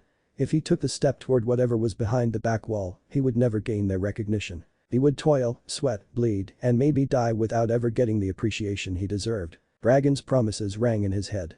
Dedicated instructors. A team that would be family. A mask to hide from the glares. Who cared if the glares ever changed anyway? PFF, not him, Tebeo. Naruto had already concluded he could not force it in the end. Rather than chasing after something that was ultimately out of his control, wasn't it more intelligent to choose a path where conscious efforts would doubtlessly yield recognition? Taking a deep breath, Naruto whirled around and faced the back of the little cabin, his heart going haywire. The pale light of the candle wasn't enough to pierce the all-engulfing darkness. The blonde took a step, then a second, his resolution spiking and his heartbeat calming down. His mind was made. The boy disappeared into the strangely welcoming shadows. His hands raised in front of him in order to detect possible obstacles, the blonde eventually felt the cold touch of rock. Naruto tentatively pushed his palm against the stone wall when something pulsed and the boy stumbled forward, falling through the wall as if it were not even here to begin with. "I commend your determination, young man," greeted the distinctly gruff, distorted voice of Dragon. "By choosing the darkness, you made your first step toward ANBU." The blonde nodded with enthusiasm. An enthusiasm that died at the cloaked shadow's next words. "Now welcome to hell, Uzumaki. You called for me, Hokage-sama?" Aruka Yamino asked, standing at attention before the desk of his leader. Aruka did know the Hokage's day started early, but he had no idea it was before 5 in the morning kind of early. It was frankly not a time for a man, ninja or not, to be up. The Chunin had been dragged off his bed by two ANBUs who had stated his presence was required at the tower immediately. "Yes indeed, Yumino-san. Take a seat please." The Hokage answered with a good-natured smile. The Chunin complied and took the offered seat. The brown-haired man looked up at the wizened old man. The face of Saratobi Hiruzen was wrinkled, especially around his eyes. His small, acute, all-seeing, cunning gray eyes which shone with a rare kind of intelligence. The Hokage had a small beard covering his chin that masked a scar. Who had given the scar varied in accordance with the old man's mood. It was this damned Inoki with his Jinten in the rare instance the Hokage was actually angry and various other no-names when all was good. "What may I do for you Hokage-sama?" The younger man asked eventually, curious as to the reason he was summoned.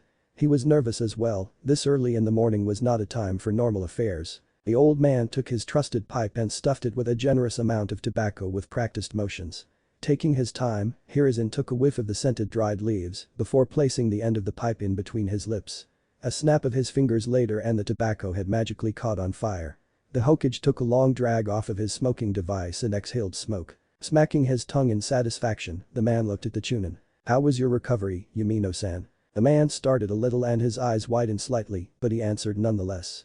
It was weird for a Kage to inquire about the health of one single soldier, especially when the best hospital in the entire Fire Country was undoubtedly the Senju General Hospices, but the Sandaime was like that. Aruka had no illusion about it, the kindly old man facade was a charade and a well-practiced one, yet maybe a little part of it was genuine. "I'm fine Hokage-sama, thank you." The Iryonin were very diligent. "At the end of the week, everything will be good as new." The old man nodded. "Good, good. Now Yumino-san, I did not call you only to inquire about your health, even it is quite important. I wanted to discuss the potential teams built by the sorting officers." Aruka nodded. This was not unusual, if slightly surprising. The files the academy provided on the graduated genin were enough more often than not. "What do you wish to know, Hokage-sama?" "Well, as Naruto is not a member of the regular rooster." Aruka nodded. He had been informed that, while the blonde had been promoted according to his recommendation, the boy was to serve for a year in the tower as punishment for his stupid stunt. One did not steal the forbidden scroll without feeling some repercussion after all. "I was wondering what were your thoughts on the teams?" "Permission to talk honestly, Hokage-sama." "Granted. I fear the sorting these last few years has been done with over-specialization in mind, which could prove fatal.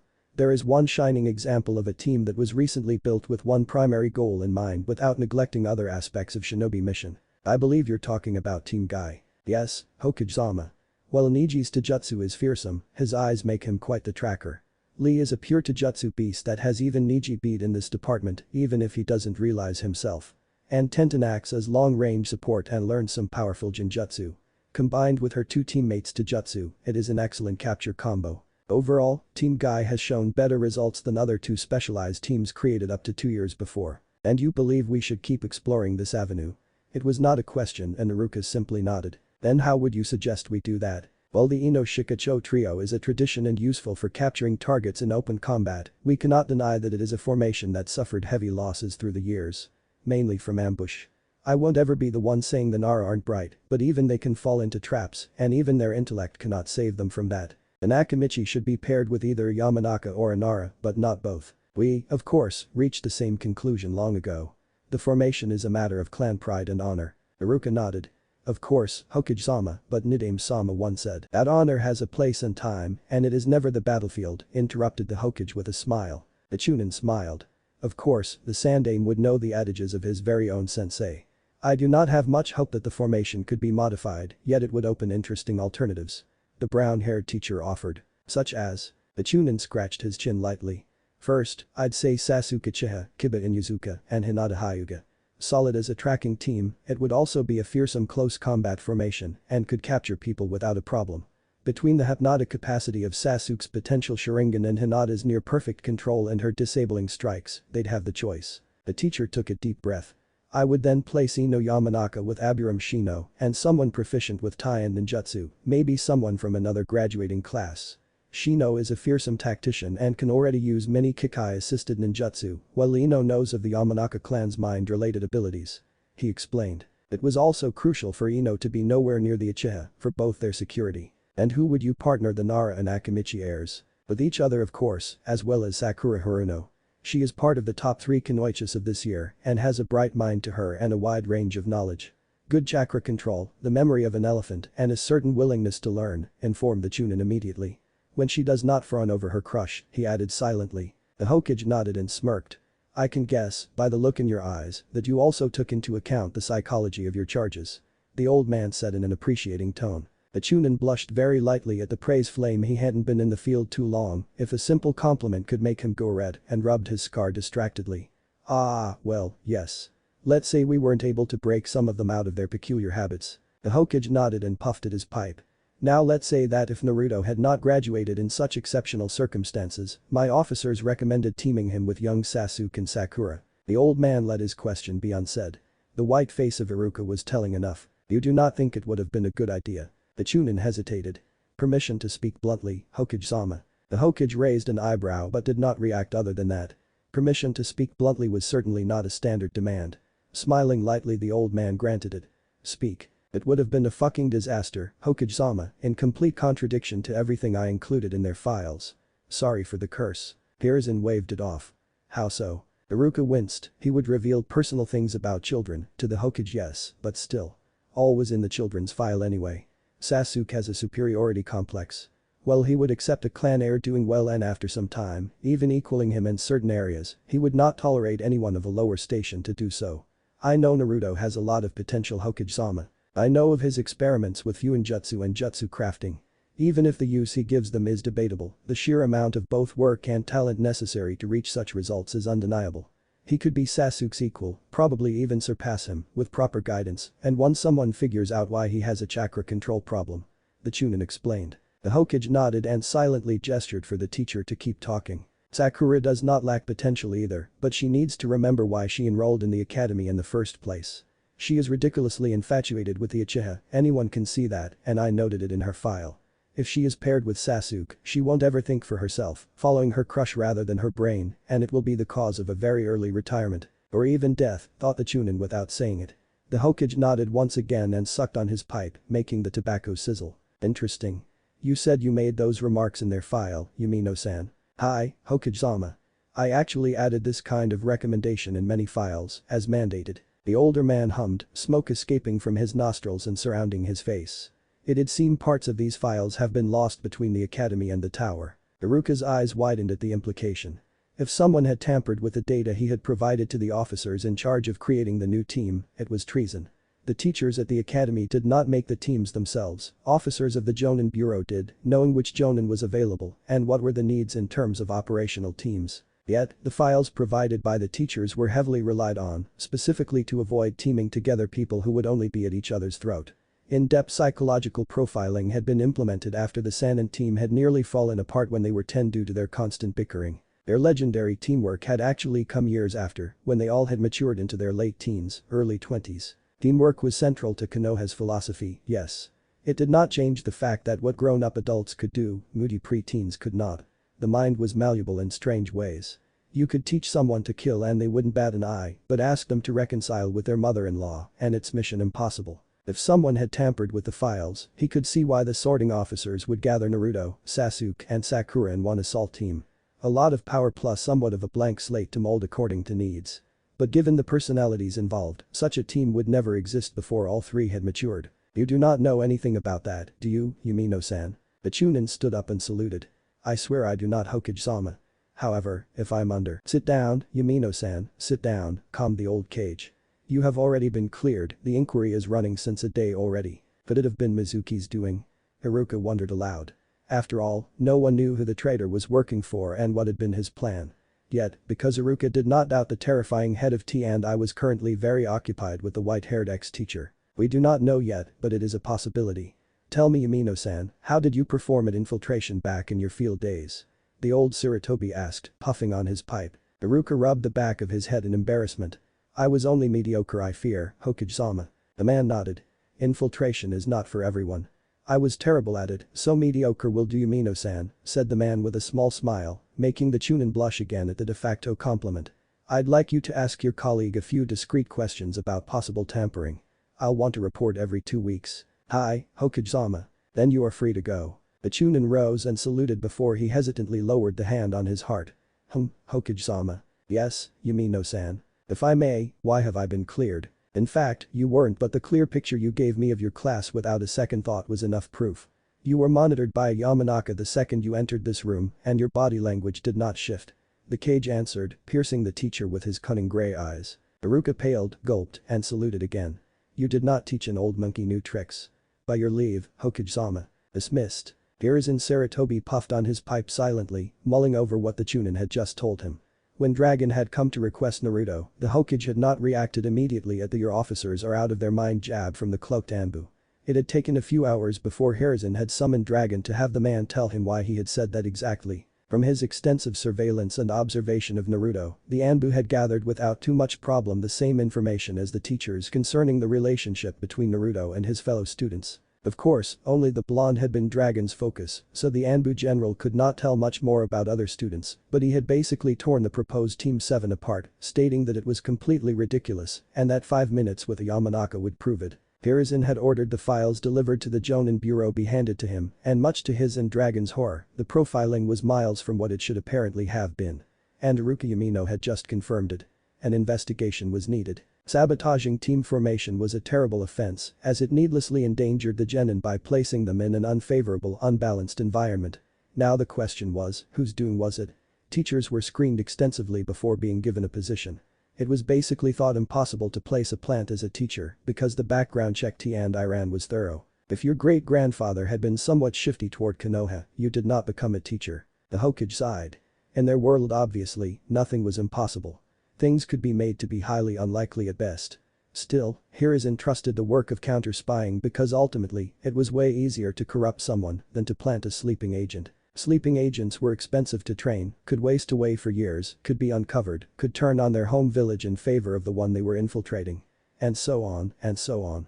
But give a man more money than he could dream of, and some would doubtlessly betray their nation. Konoha did pay its teachers rather awesomely, and the background check also made sure there was no possible way of blackmailing anyone, but bribes were still a possibility.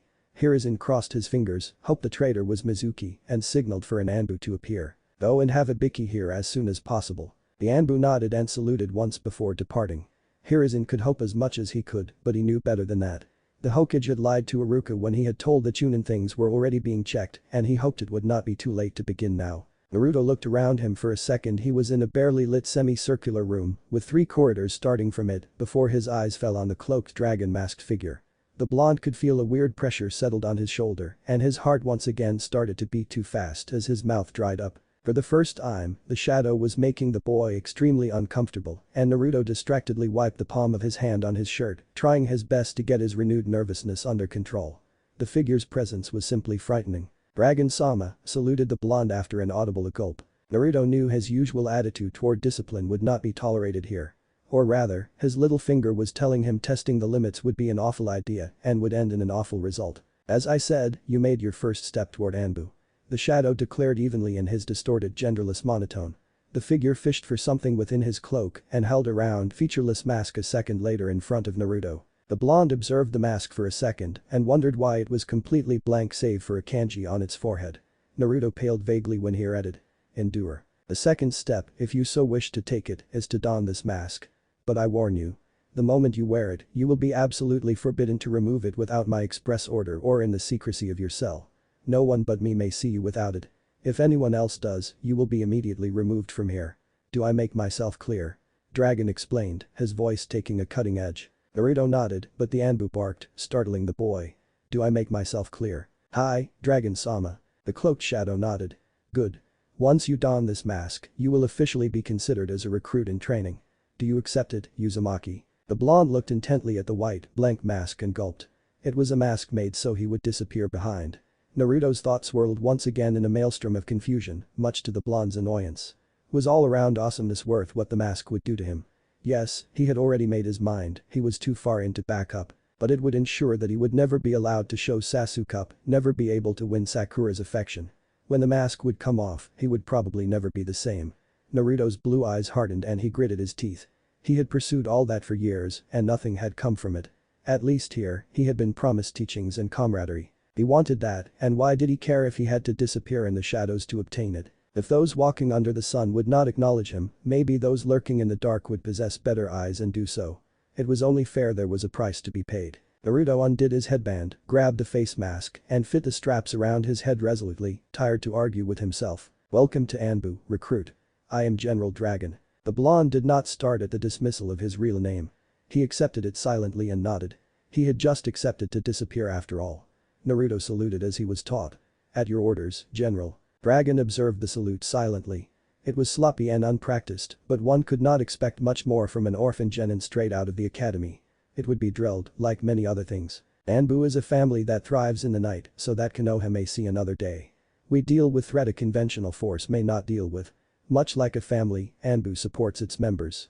But there is one difference with a traditional family, said Dragon in his monotone. Can you guess what this difference is, recruit? The blonde thought for a second before answering. I have to prove myself, General. Dragon nodded. Excellent thinking, recruit. ANBU is a family whose members deserve to be part of. They won their place. It is up to you to do the same. The cloaked shadow snapped his fingers and suddenly, 3 new shadows joined the figure. Recruit, this is Team Rho. They will oversee your training and test you. They will be the harshest taskmasters you will ever encounter, but they will be absolutely fair, that I can guarantee you. If they can accept you, then ANBU can as well. The general explained while motioning towards the 3 ANBU who had just appeared. Before I allow you to go, recruit, here is a riddle that was given to us by our founder, one each recruit must solve. Dragon continued, staring intently at the masked Naruto who felt himself sweat. Love, or power? Reflect on this riddle, recruit. Now go. All 3 ANBU saluted and Naruto did a second later. Hi, General. They all chorused. Dragon nodded once and departed in the rightmost corridor, leaving 3 seasoned ANBU and 1 little masked newbie for them to break. Naruto shuddered, he could feel all 3 shadows smiling behind their masks, and they all were giving off more or less wicked vibes. Let us begin, said a distinctly male, monotonous voice as the tallest of the 3 ANBU approached Naruto. What's your name? The boy was ready to answer with a Naruto Uzumaki Tebeo, but the orders of Dragon rang in his head and stopped him. Not only had the man made clear Naruto was not to remove his mask, but the moment he had put his mask on, the ANBU general had ceased to call the blonde Uzumaki and had immediately switched to recruit. His identity was part of the mask. Naruto gulped. As long as he was wearing this mask, he was recruit. I apologize. Naruto searched quickly for a sign that would give him the rank of the ANBU, but he could find none of the classical one taught at the academy. Officer-san, but I'm not supposed to reveal my identity, said the boy, bowing. The ANBU nodded. You catch on quick, said the man while keeping his voice neutral. Good. I've been told you know the Shadow Clone's jutsu. Some curiosity bled into the man's voice, but it wasn't much. Yes, I know it, Officer-san. Do you know of the secret behind the technique? Naruto shook his head. He did not know of any secret. The ANBU was obviously not referencing to the fact the Shadow Clones were solid clones. Is Officer-san thinking about how it duplicates weapon as well? The ANBU said nothing for a second before he talked again. No. Did you notice anything peculiar when you used Shadow Clones? The blonde searched again. If the cloaked man was not referring to the ability to duplicate weapons, then he was obviously thinking of. I get a headache when they dispel. The man nodded. That is because of the memory transfer process. Before Naruto could ask anything, the man continued. When a shadow clone dispels, all remaining chakra alongside with what the clone has experienced returns to the user to be assimilated. Naruto's eyes widened behind his mask as his brain worked out the implications of what the man had just said. You want me to train in many things at the same time? The blonde asked, forgetting the officer-san in his mounting excitement. Yes. We will begin slowly with no more than 4 clones at a time. The experience feedback can be extremely dangerous for the brain, hence the headaches. Meditation should make the process smoother and easier and allow for more clones to be used, but we will work on that. Naruto nodded eagerly, crossed his fingers in the special seal, and pushed chakra through it to mold the energy. Shadow Clone's jutsu. In a poof of smoke, 4 blank masked blonde boys appeared around the original, making the man nod. 2 will go with cat here, 1 with dog, and the real you and the last clone will personally go with me. I'm Tiger and I'm sergeant of Team Rho and its leader. Hi, sir. Chorused all 5 Naruto before they broke off to stand beside the ANBU they had been assigned to. Without further ado, Dodd led their clone to the left, Cat to the right, and Naruto and his copy stood behind the tiger masked man. The ANBU turned towards the 2 boys and spoke. Whatever happens, do not use your chakra. Soon, Naruto's breath shortened and his legs started to burn slightly. The corridor was unending, curving slightly to the right and relatively sharply upward, making it like climbing a hill. Now, the blonde was no pushover in terms of stamina and speed, and the ANBU leading him was not going fast, but somehow, Naruto was getting tired. For someone used to lead Chunin by the nose through Konoha in a mad chase, it was unacceptable. The boy gritted his teeth and kept the pace. Time passed and Naruto started to sweat. It felt like he was carrying some sort of weights on his shoulders. His breath was ragged at this point and his legs seriously hurt, he had definitely walked for hours. And frankly, his perception of time was shot, so the blonde did not dismiss the thought as impossible. The corridor did not seem like it wanted to end, and the climb was becoming harder and harder. The blonde had been tempted to use his chakra to alleviate the effort, but Tiger had expressly forbidden him to do so. The boy frowned, gritted his teeth, and walked on. It was a test and he would pass it, Dadabeo. After what felt like hours, his copy had dispelled, Naruto was utterly exhausted, but Tiger and he had finally reached a door. Tiger opened the panel and motioned for the blonde to follow. Slowly, Naruto and Tiger exited the hellishly long corridor and stepped outside, to the surprise the boy. He had felt the climb of course, but had not expected to end up completely out of the mountain in the middle of trees. Naruto took a deep breath and felt a strange weight leaving his shoulder. He then whistled lowly. He had entered, so to speak, the Hokage monument at a third of its height and he was now outside after walking up a ramp, probably somewhere on the plateau overlooking Konoha. Given the size of the cliff, it had been quite the distance. "You just climbed up what we call the warmer here in ANBU," said Tiger suddenly, startling Naruto. "It's approximately 14 miles long and it took us 3 hours and a half to climb it at the pace I imposed. The reason it was hard was not only because of the slope but because a Fuinjutsu makes it so.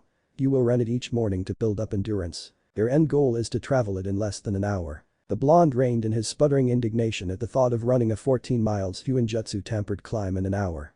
ANBU were supposed to be the best after all, and there was always chakra. "Just like today, you won't actively use any chakra of course," completed Tiger at this exact moment. Naruto's brain froze. Chakra was always being subconsciously melded and pumped through the coils of a person. Chakra was the life force that coursed through all living things, and as such, it was always present. Ninjas simply learned to actively draw on it to use it. One such use was to enhance muscles momentarily for a boost of speed and strength. Running the endless corridor in an hour without actively pumping chakra in his legs seemed impossible. Naruto's brain started up again as he reached this conclusion, and his tongue rebelled. "What? But that's bullshit." Something hit Naruto faster than he could blink, and the masked blonde found himself on the ground, his chest burning from a heavy strike. "You will rein your emotions in. I will tolerate no outbursts such as this while you train. Those will be reserved for your downtime. Am I clear?" the ANBU asked with his unnerving monotone. Naruto frowned behind his mask but nodded as he took a deep breath in. "Hi Sergeant. Good. I said running the warmer in an hour was an end goal, not something you are supposed to do by tomorrow. ANBU requires determination. If you do not possess it, recruit, leave now." Naruto's fist clenched and the blonde frowned again. If there was something Naruto Uzumaki was excellent at, it was being determined, to Bayo. The masked boy nodded. "Understood Sergeant." "Good, now get up." Naruto obeyed and fell in behind his instructor, who closed the door, made some hand signs that made it disappear in the rock it was carved into, and motioned Naruto to start walking again. The distance they covered was short this time, and they entered a training ground. It had a very small pond on one side, where 2 ANBU were furiously fighting under the gaze of a third one, human-shaped targets that seemed to move randomly, that a lone operator was pelting with shuriken, and 6 armored and articulated dummies, 2 of which were being pummeled by 2 others ANBU. There was a rather big cabin on the right side of the training ground. "This is training ground 3, its use is reserved to the 3rd company. You may only use this training ground. ANBU has other facilities for special training, but for all-purpose exercises, everything will happen here." The "understood" was left unsaid. Naruto nodded. When a recruit is admitted in ANBU, their training is done again from the ground. Most are experienced ninjas, however, which certainly advantage them.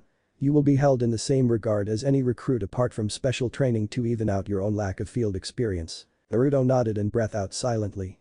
He would not have it any other way. "Now recruit, can you tell me what is the most important thing for a soldier to possess?" The boy started at the sudden question. Replaying the question Tiger had just asked, Naruto's eyes widened silently. The man had not asked about ninjas but about soldiers. The response he was waiting for was not something specific to ninja then. It wasn't strength, as the answer was too obvious and too generic. Physical strength wasn't much of an answer either as various techniques could overcome it. Which outed speed of the equation. "Techniques?" the boy asked, unsure. "In ANBU, we do not answer the question of a superior officer by another question. We either give a reason or we admit to our ignorance," answered Tiger in his monotone. Naruto gulped. "Technique. With the appropriate technique, you can face any threat." The blonde proposed before grimacing as the ANBU shook his head. "Incorrect. The most important thing for a soldier is his endurance." Tiger started to say, his right hand held up in a V sign. "He needs to be able to endure slow, long-term assignments, as well as intense, short-term ones.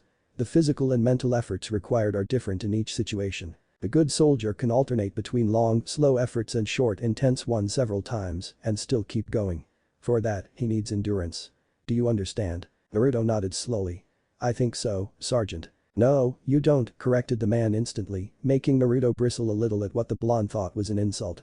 Once you experience it with your body, you will though. The boy unclenched his teeth. Tiger was probably right. It was one thing to conceive something intellectually and another to live through it. Naruto stared at the ANBU with defiance, despite the fact the man could probably not see it. I'm ready, Sergeant. No one truly is, answered Tiger immediately before crouching. From one of his belt pouch, the agent took a scroll. You know how to open a storage tag. Naruto nodded. Good. Inside are some clothes for you to wear during physical training. Create one clone again, then go behind the cabin and change. Hi. Naruto created another clone, took the scroll, and scampered off to change. Tiger turned to the clone who nervously gulped. As the original work on the physical aspect of things, you will meditate. The goal is to relax and follow the flow of chakra through your coils. Do not attempt to control it, just go with the flow. The ANBU explained with his usual monotone before his voice took a strange edge. If you fall asleep I will make you hurt much, but not enough that you dispel. Is that understood? The clone gulped again and nodded frenetically. Good. Begin. The clone immediately sat in a lotus position and closed his eyes. Naruto returned soon after. His face still hidden behind the mask, the blonde was now wearing a short-sleeved shirt and a pair of pants that were wrapped under grey puttees. The shirt and pants were made of this strange blue, minutely green-colored cloth that was used for the standard combat fatigues of Konoha ninjas. The original blonde watched the seated form of his clone curiously before he eyed his instructor. What is he doing? He is learning to meditate. The ANBU answered. Do you know what an 8 count is? Naruto became whiter than the porcelain of his mask, but acquiesced. Hi, Sergeant. 8 counts, now, until I say stops. I'll count. Naruto stood ramrod straight for a second before he folded his knees and crouched to get his hands firmly on the ground. He then kicked his legs backward in a single motion to find himself in a push-up position. The boy lowered his body before pushing back up. He kicked each of his feet on each side, kicked them back in line before kicking them under his torso back to a crouch. The blonde then rose to stand straight. Your push-up is not a push-up. Lower your body to the ground, keep your back straight, your bottom squeeze tight and your elbows in. Tiger said. Again. Naruto did the count again, only to hear the ANBU scold his form again. Your back is not straight. Again. The blonde sighed. It was going to be a very, very long day. 2 Naruto clones followed Cat in a short corridor that opened on a longer, open perpendicular hallway with 3 levels, a steel staircase to access it, and many doors. Those are the cells where recruits like yourself sleep, explained the ANBU with a womanly voice. Until you are either accepted or dismissed, you'll sleep here. Your cell is the number 224, second floor. Your stuff has been brought there. The 2 clones nodded and followed the ANBU when she walked without a word toward one end of the large prison-like hallway. There was a door marked refectory. Here, breakfast will be served each day at the first rotation. 4 in the morning. Lunch will be at noon and dinner at 7. The 2 replicas balked under their masks. Naruto did not really need a lot of sleep, but they sure hoped for the sake of their boss that he would be allowed to go to bed early. The ANBU suddenly whirled around and walked across the hallway in the opposite direction. The clones followed obediently to another door, this one marked library. The operative unlocked the door. Here is the library. You, said Cat, designing one of the 2 clones with a finger. Go in there and learn by heart what the markings on an ANBU mask mean. They are a code and indicate the rank of an operative. It is also an S-rank secret. If the original somehow reveals it, he will die. The clone blanched, nodded, and disappeared behind the door. Pat looked down on the other clone. You follow me. Hi, muttered the masked copy. The ANBU took the steel, spiraling staircase to climb to the second floor gangway. She immediately went for a door that was exactly above where the original corridor ended. Opening the panel, this one marked Dojo, the female ANBU, led the clone down yet another hallway, with doors leading to Dojo on either sides. Pat stopped in front of a completely nondescript door and opened it, revealing a square room with a wooden floor. The clone gulped when he noticed dark splatter marks on the wooden lattice. You will train your swordsmanship here with me. You are not to use a dojo alone. I will come and fetch you. The ANBU explained before stepping in. The clone followed promptly and Cat closed the door, kneeled to spread open a scroll she had fished from a pouch, and unsealed its content. It was a straight, single-edged sword with a relatively short blade, a little bit under 70 centimeters in length. The edge of the blade was a light gray with almost indiscernible wave patterns in the steel, while the top was a darker shade in color. This is a chikudo. As Taijutsu is often insufficient to wound an opponent if it is not heavily chakra enhanced, all ninja and particularly ANBU are required to learn Kenjutsu. I will teach you. Cat said, presenting clone Naruto with the handle of the sword. The clone took it with precaution, knowing a nick would be enough to dispel it. We will drill Kaihin and Kata at first, but let's work on your grip before we begin. Clone Naruto followed Dog, who had been silent, down the left hallway. It was relatively short and there had been closed doors on the wall, but the ANBU had ignored them. Eventually, they reached one that seemed to satisfy the dog-masked figure who stopped. "Hey Squid," began the operator, her voice young and feminine. "You're supposed to be good, time to prove it. In ANBU we do plenty of stuff. I'll teach you tracking, poison, and field medicine.